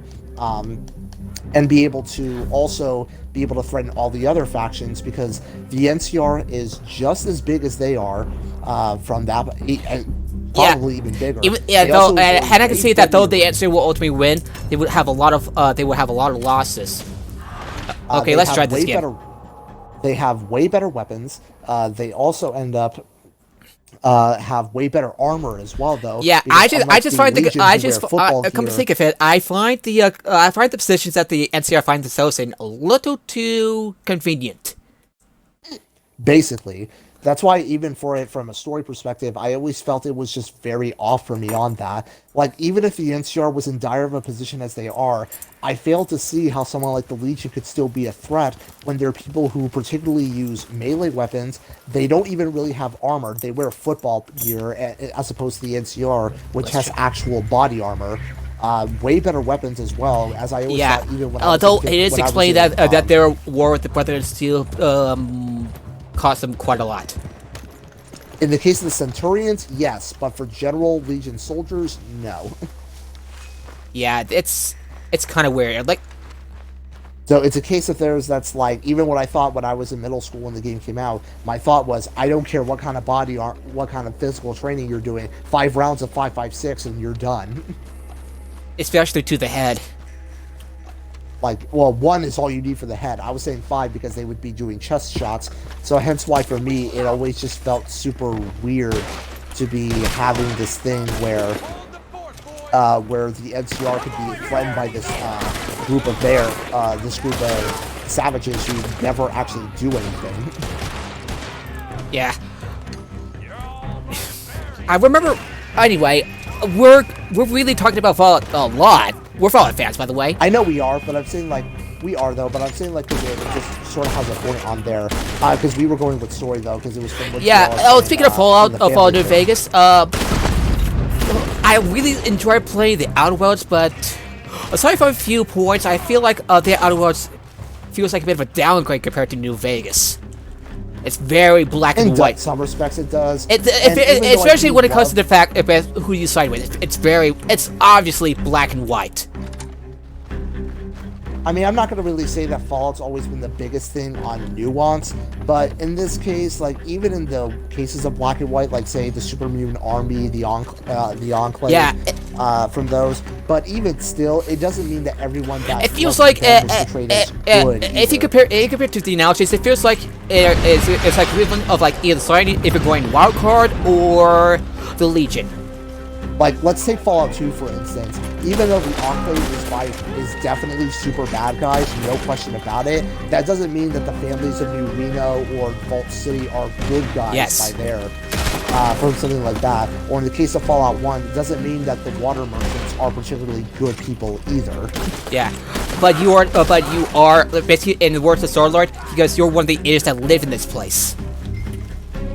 Whereas in the case of the Outer Worlds, though, it's a case where the only ones that are actually bad are the corporations Yeah. that were there, and everyone else is just some manner of a good guy. Yeah, it's just like feels like how very I don't know what's the word I'm looking for. And in general, it's just like, even though I still think that the Outer Worlds is definitely a really great Yeah. story, I just really get annoyed by all the freaking bullshit, though, that I often see. Shit, I accidentally killed the bounty, but then again, I couldn't kill the rest of these guys in time. Yeah. No worry. No worries. We can try the bounty again, though on a higher difficulty. So, that's why it's just a case of, like, even though I still love him, how did I put that many bullets in him and he was still alive? Did he have moonshine? Because somehow moonshine makes you super tough. Not that I'm aware of. AIs can't use that. I'm joking, of course. I'm joking. Yeah. So that's why I thought with it, though. Oh, and I it's think just in general, my biggest problem with the Outer Worlds, which is not really even a problem with the game itself, is definitely another case of where the fan base of a particular game that I like is just a huge bunch of assholes. that's Fallout for you. Oh my god! If you've been to a No Mutant Cloud, you know what I mean. Like, I haven't, but I could imagine. Yeah, it's just a Charles case Phillips. of Phillips, like, was on a podcast with a bunch of them, and he was, they think that he was being a troll, but he really likes Fallout 3. So do I. I really do like how you're motivated to find your father. It has a better hook, for lack of a better term, than say New Vegas. You got shot by a random guy in an ugly suit, and then suddenly you're dragged into a war that. I actually like that checkered suit, though. Honestly. Yeah, same. Yeah, for some reason NPCs love to install that suit. I don't know. I always just liked it, though. The checker pattern. But anyway. Yeah, but at the say. jump from like seeking revenge against the guy who wants you dead, to suddenly you're part of a four-way war. It's like, and this is all just because you just got back to the person who shot you in the head, and they're like, you trekked the entire wasteland for it. Not really. He wasn't hard. He was in like the big center of the wasteland. It's not like I went from the Mojave and I traveled to the capital wasteland. I just traveled what was only a few miles away. technically, because the scale is compressed. I know scale is compressed, but even if we were to take it on the compressed level, it still would just be a case of it wasn't hard to find him. He was like in the glowing center of the wasteland. Like, he's not really hard to miss. Yeah, now that you mention it, it's like, oh fuck! Game shot. It wasn't even a case of like you barged through a huge fortress where there were all these super strong guys that you took them all down single-handedly. It's like he was in a casino. I gave some info to his crier, and then basically I put him in a position where I could kill his ass. It wasn't that hard, all things considered. The Great Khans dealing with in Boulder City would have been a bigger challenge. Yeah, this is like, really? I just feel like, do I need a reason to to take part in the Battle of Hoover Dam? Do I really need a personal reason? Like, there's really no reason to believe why the Courier would be considered someone that these warring factions would go to for theirs. In the case of all those, where at least in Fallout 3, there's at least something to be made where, like, really it's only by the very end when you fully demonstrated yourself does the Brotherhood of Steel of Owen Lyons go like, yeah, you know, we could really use your skills because you did leave Raven Rock on your own, which was super impressive, all things considered. And surrounded by like a bunch of soldiers in power armor and plasma weapons. And not to mention the strongest power armor that was ever made. Yeah. So, like, you got out of their fortress single-handedly. Fox was only there right as you exited, so he was, like, essentially a gift to you, basically. So it's a case of, like, yeah, I mean, at least there, the Brotherhood, when they ask you, like, yeah, hey, you know, why don't you join us? It's like, or when Sarah says, after all you survived, you've done enough to be an honorary pride of an honorary member of Lion's Pride, it's like, it's very believable because you have done a lot. You single-handedly managed to get out of the Enclave and kill a whole bunch of their forces. You've more than earned it. Yeah, and be able to talk, be able to basically shut down, potentially, Raven Rock. yeah, and press, Adam, fuck, I forgot the computer's name, yeah, President Eden. President So John it's Henry. like you, Yeah, so John it's like Henry. you do those things, so therefore it's very there. Whereas in Fallout New Vegas, it's very Yeah, odd that this the writing one may be a courier- little simplistic, but but it gives you a better reason. But it gives you a better reason why you At need to least be. with the NCR, like, say if you're someone like me who aided them at every single turn that you could, where it makes sense why they would go to you as far as someone to go and help them do all these deeds. Yeah. If you just go straight to New Vegas and done nothing, straight to New Vegas done nothing else, or just did the main story and did nothing else, that doesn't make sense. But if you do all the side quests and did everything, did pretty much everything before you go to New Vegas, it makes sense. And while you do a lot more impressive things outside of the main story in New Vegas, whereas in the main story of Fallout 3, you do these impressive things because you're required to. So it's just from all of those ones, though, because again, I don't mind the reasoning for it. I'm just like, whatever. Even if the reasoning behind it is very dumb, though, in New Vegas, I would just say I'm just for it, though, because I still like all the characters that were there. And all we get to do. But it's just things like that where, like, even though I love New Vegas, I don't treat it like it's some completely perfect thing that has no sort of drawbacks to it. Felix in the Outer Worlds has a pretty useless ability. He just runs up to a party and just like double kicks them. That's not impressive, dude. Like, I do like the stuff there, but yeah, it's just the Outer Worlds where people are just like, oh my god, Bethesda, they did Fallout better than you. Not really. I like the Outer Worlds, but but to put this in perspective, I've only played the Outer Worlds once, whereas there have been plenty of times where I've replayed Fallout 3 or 4 only a month or two after I beat it. Yeah, let's do another bounty board, that's okay. Because even though I love the Outer Worlds and I think it's a fun game, I just don't really see the replay value in it. At least though from pretty much the starting with the board is pretty much starting with the Legion. You got a much better reason to side with like on a altruistic and a personal level to side with Phillips. Because why would you abandon him unless you were a straight-up heartless bastard? I mean, there's nothing even in the story that can be said that he did wrong. And look, I'm the person who understands where I'm not this person who constantly feels like there has to constantly be this nuance, this hyper-nuance to everything. In fact, sometimes that could even make it worse, though. But it's just in the case of this, though, to act like it's this huge, great thing is that nevertheless, it still basically is boiling down to the evil corporations against these smaller good guys, even though the other corporations are still big, but just not as big as the board. Yeah, the board.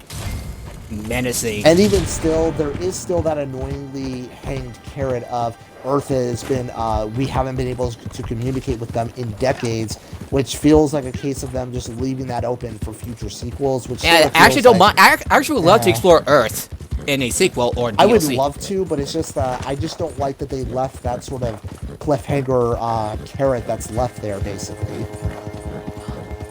For some reason, that reminds me of how Andromeda hangs a carrot for their missing arc.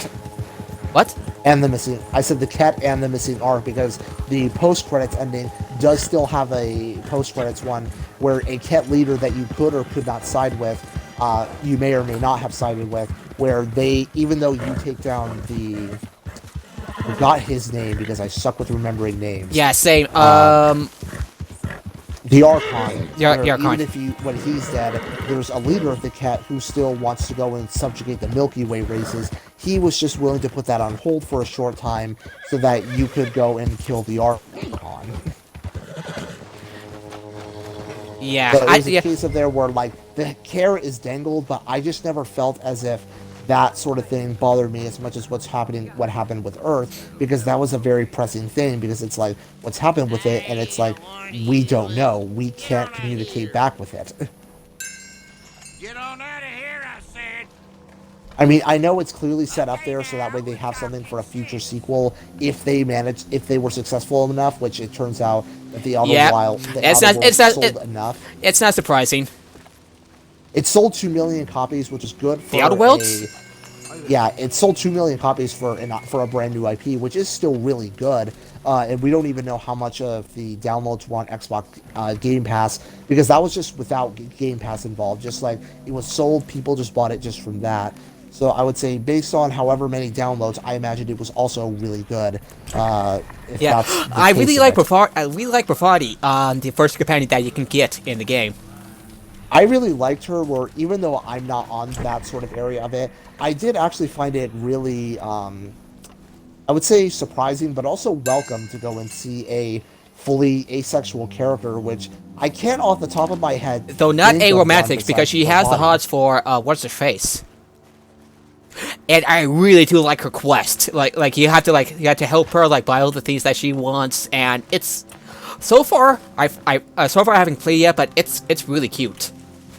I don't understand. I'm not sure I quite understand it, but I just find that the bit of her asexuality just also really elevates her as a character, honestly, because we don't really see characters of this in any medium that I can really. That's a good recall, point.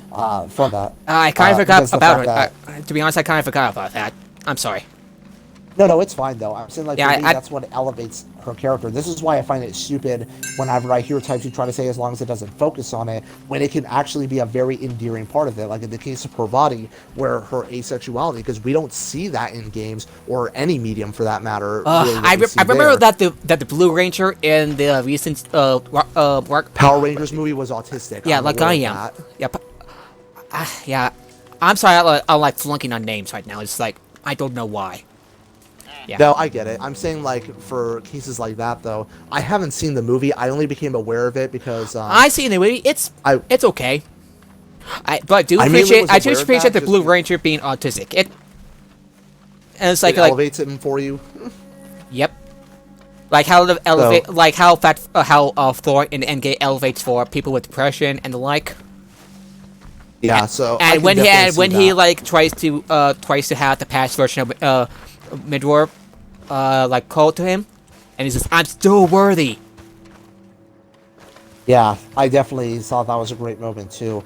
Where yeah, I think elements of that do elevate a character from that, which is why I liked Parvati so much, and I really think that, and especially as you said, her quest, which is why it was so fun seeing her wanting to be able to engage in this romantic relationship, and it's very clear that she's super nervous about this, and then when she tries to buy all these things, where eventually you go to the point that you're like, Parvati, you don't need this extra stuff. You're gonna do great. And then she's like clearly nervous but believes in you, and if you end up doing everything right, well then it ends up being happy for her, and it's the greatest feeling seeing Parvati happy.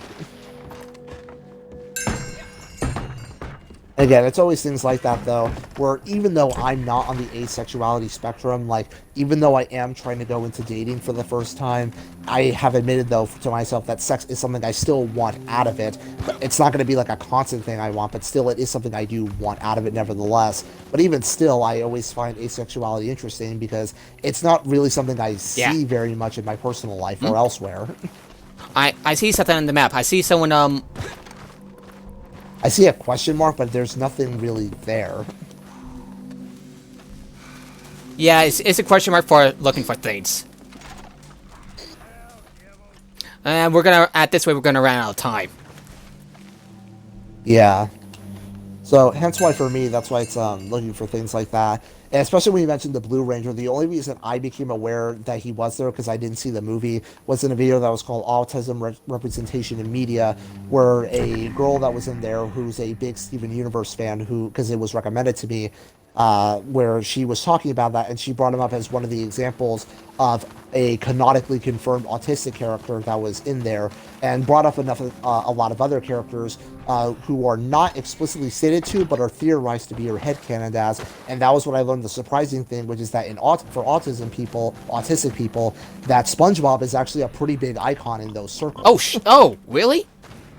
Yeah, because they say as how SpongeBob ends up really embodying plenty of the autistic traits of how his amazing skill as a fry cook. He often ends up when things don't go as planned though, or follow a pattern. He often gets very emotional about it. Doesn't have too many friends though at any given time, as well as other traits that she mentions in the video that I forgot because it's been a while since I've seen it. And said that how even for a lot of autistic people, SpongeBob serves as an icon, and I can really see why because even despite even the traits you could say were negative, SpongeBob's still a very nice, upstanding guy.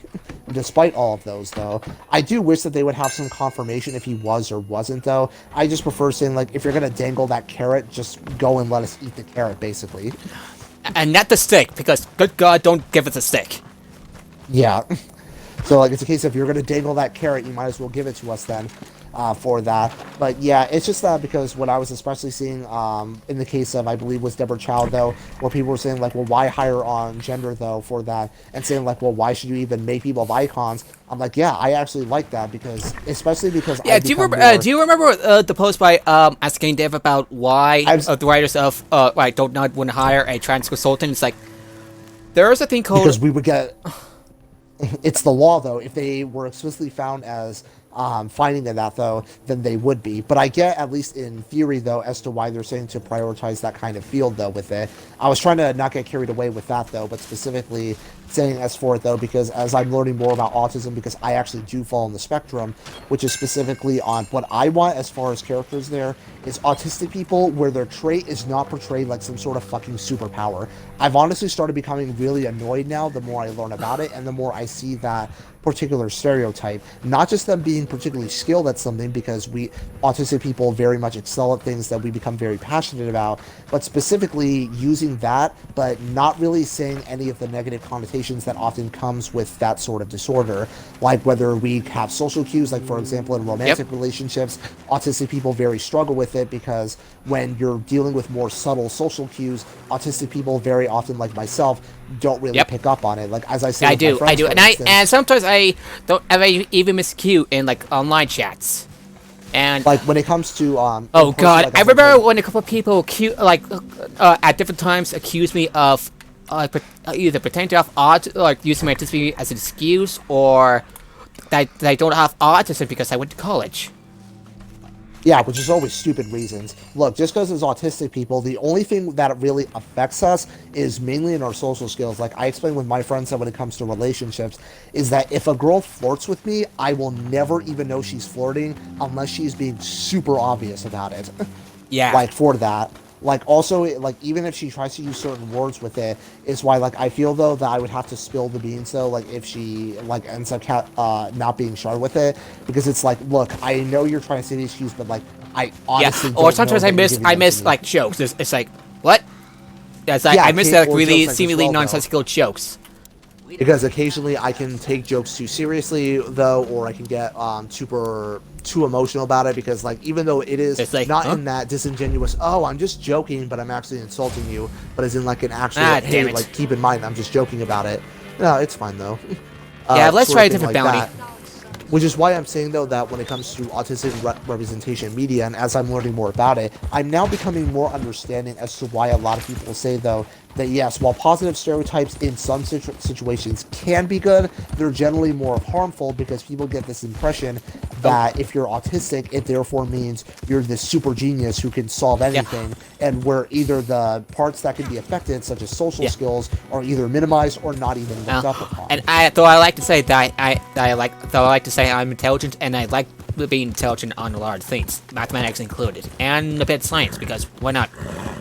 And that's the thing, you're smart with mathematics. I'm terrible with mathematics. I failed college algebra for that. I'm not good with the subject. I'm great with English, though, but I'm not good with algebra. Yeah. Although I did a really good job with my writing. You've read my stories, right? Yeah, I've read some of them, though, and I still think they're very fun, though, to be able to read. Oh, did you got cut off for a sec? It looks like you got, sounds like you did. Oh, wait a sec. Oh shit! He got disconnected. Give it a sec.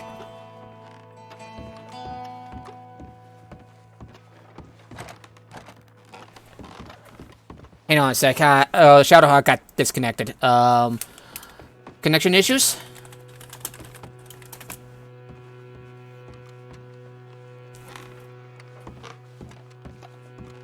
You there. Just a sec. I need to, not only to wait for my friend, to come back on, because, whoops, Come back if you actually want to buy something. oh, shit. Okay, if he doesn't come in, pretty soon, might as well, okay. I'm gonna see if I can find him again. Um...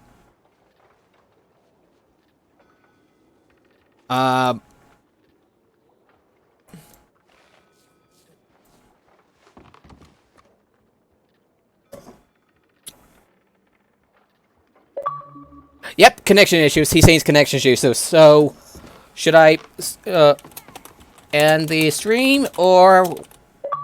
Okay. Start voice chat.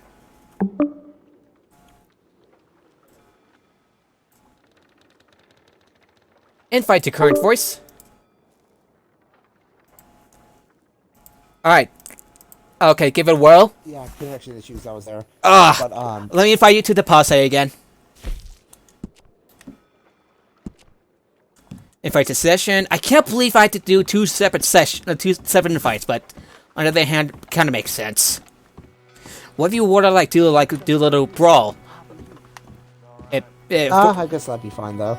But yeah, what I was saying earlier from there was, yeah, that's just from things up there, like how a common thing that's often done in shows that involve autism is that how all autistic people are very amazing mathematicians, and that we could just do all the most complex stuff in our head. Where I'm like, no, I'm completely terrible with mathematics, and that can carry the connotation that I should be good with them just because I fall on the spectrum, even though each of us are different. Yeah, I'm like a bit of a savant with a lot of things, with plenty of things. Some writing, mathematics. I may have got a little rest out of them, but with practice and refreshing my memory, I should be able to do it.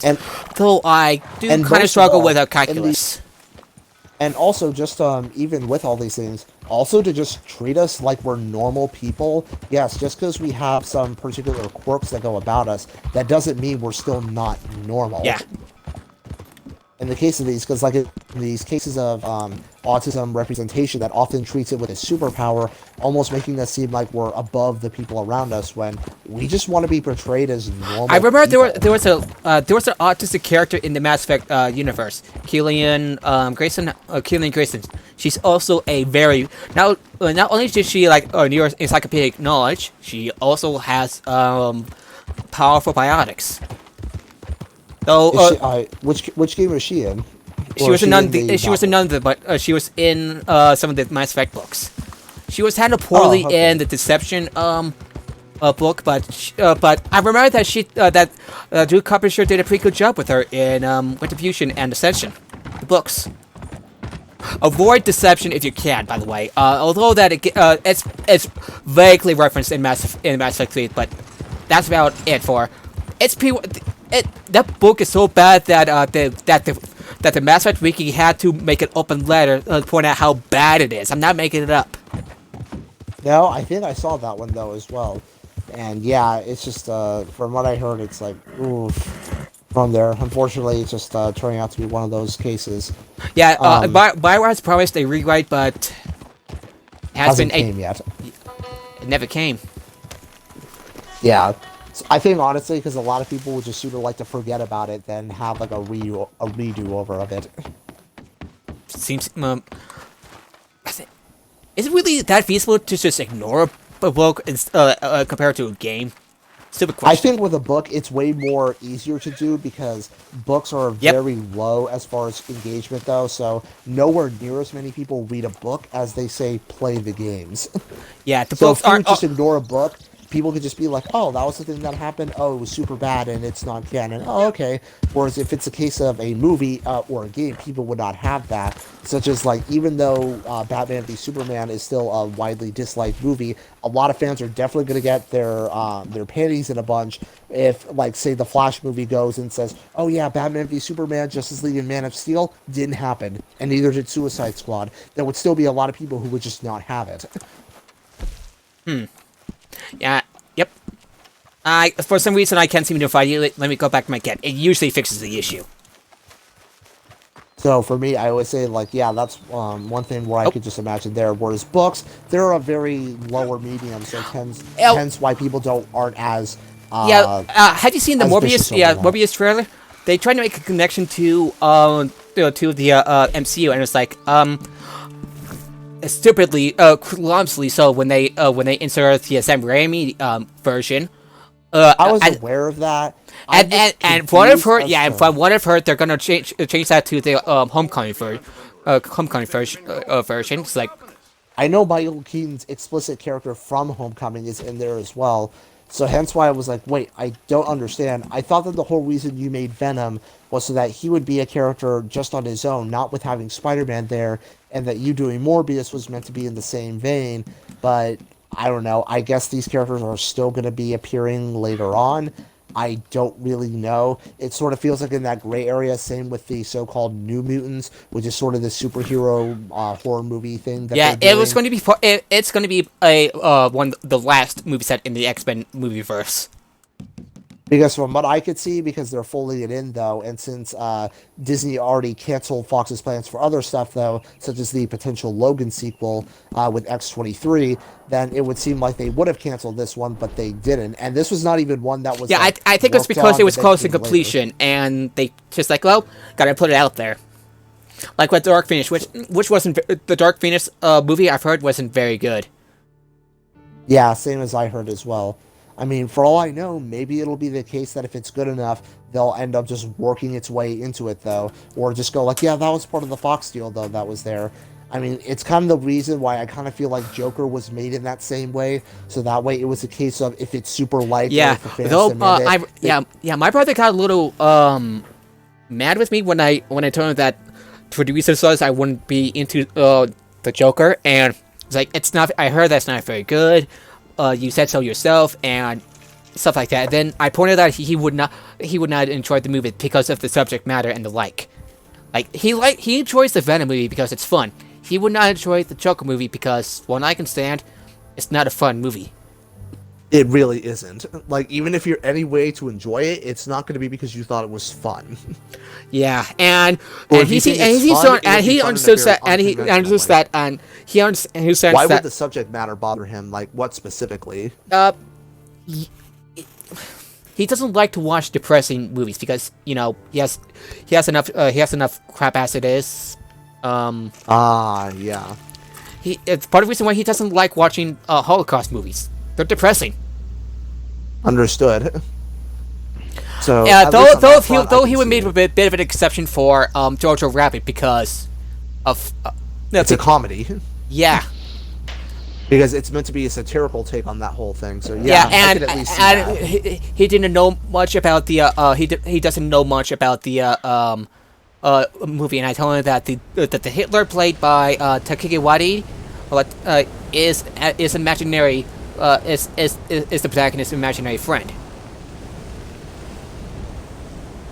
So yeah, that's why I would say based on all that, I would just go like, that sounds here's the really weird thing. It won adapted screenplay and was like, adapted from what? A friend of mine, on a novel. Yeah, a children's novel. That's why it just.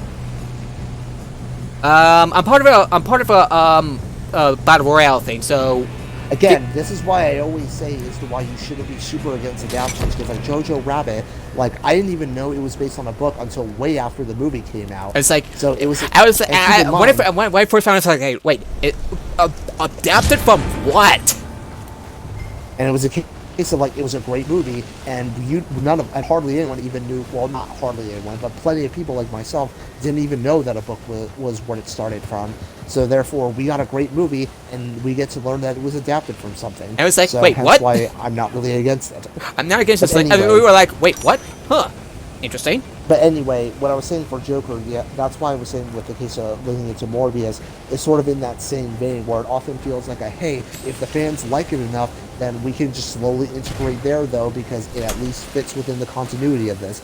Like Joker taking place in the 80s, so therefore you could plausibly make the case that the events that we witness in Batman v Superman with Batman's parents' deaths, we could then argue that those all still happen within the same continuity.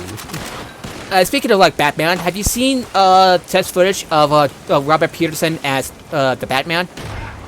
I saw those though. I really like that, especially the detail of him using his parents' guns though as sort of a using of the bat symbol there. I really like that sort of detail and touch with it. It's dark, it's dark, but at least it's fucking cool. It's actually a very cool one. And in general, I'm very confident with Matt Reeves to make something great from this because I love the although I like Batman, I think he's kind of overexposed. On the other hand, I do not mind that there's an upcoming version of Batman coming out because, from what I could tell, it looks great. I just hope it turns out well. It looks like it's going to be, and I'm not really concerned that we're having another of these because we haven't really had a solo Batman movie since The Dark Knight Rises, and honestly, the DC's lineup has been focusing more on bringing out their more lesser used characters as of late, so hence why bringing a big hitter here or there doesn't really mind to me when the movies we're generally getting are on their smaller, lesser known characters. Alright, I died. I'm moving on to the next, okay, I'm getting out as soon as I can, and I'll be, sending you an invite. Yeah, I'm gonna probably just leave it at this one though, because it's honestly getting kind of late though. Yeah, Oh, all right. Madonna wants me to play. Sure. Yeah, I'll be joining you in a sec. Sorry, I haven't answered much. Oh, whoa. He let me. Oh, whoa. That was more than an hour ago. Holy. Okay. Yeah, I'll just go and if that's the case, though, then I'll just go and head out, though. Oh, yeah. Let's thank try you to do this, and let's try to play next week, then. Hopefully Game Over 30 can be able to show up for this one, though. Be able to be on this, so that we can talk about the whole Anthem stuff, though. Yeah, sure that he would know more about it. I hope he can join us next time. And my brother as well. Basically, he left work just before we started the stream. It's unfortunate. Yeah, it's unfortunate, and I do hope my brother will get to know more about game development, and because he also had the wrong impression about how games work, from what I can tell. I just hope that he would, learn more. And, yeah, try to know more about the behind the scenes. So damn it, not again. I'm in another a battle royale thing. So anyway, here comes the cavalry. You gonna leave soon? Yeah, I'm gonna be leaving for this one though, so I'll go and talk to you later. Alright, have a good night. Have a good night, Shadowhawk. Thank you for talking to me. I'm sorry about that. And No, all good. Yeah, anyway. Alright, Alright, so talk to you later and see you next time. See you next time.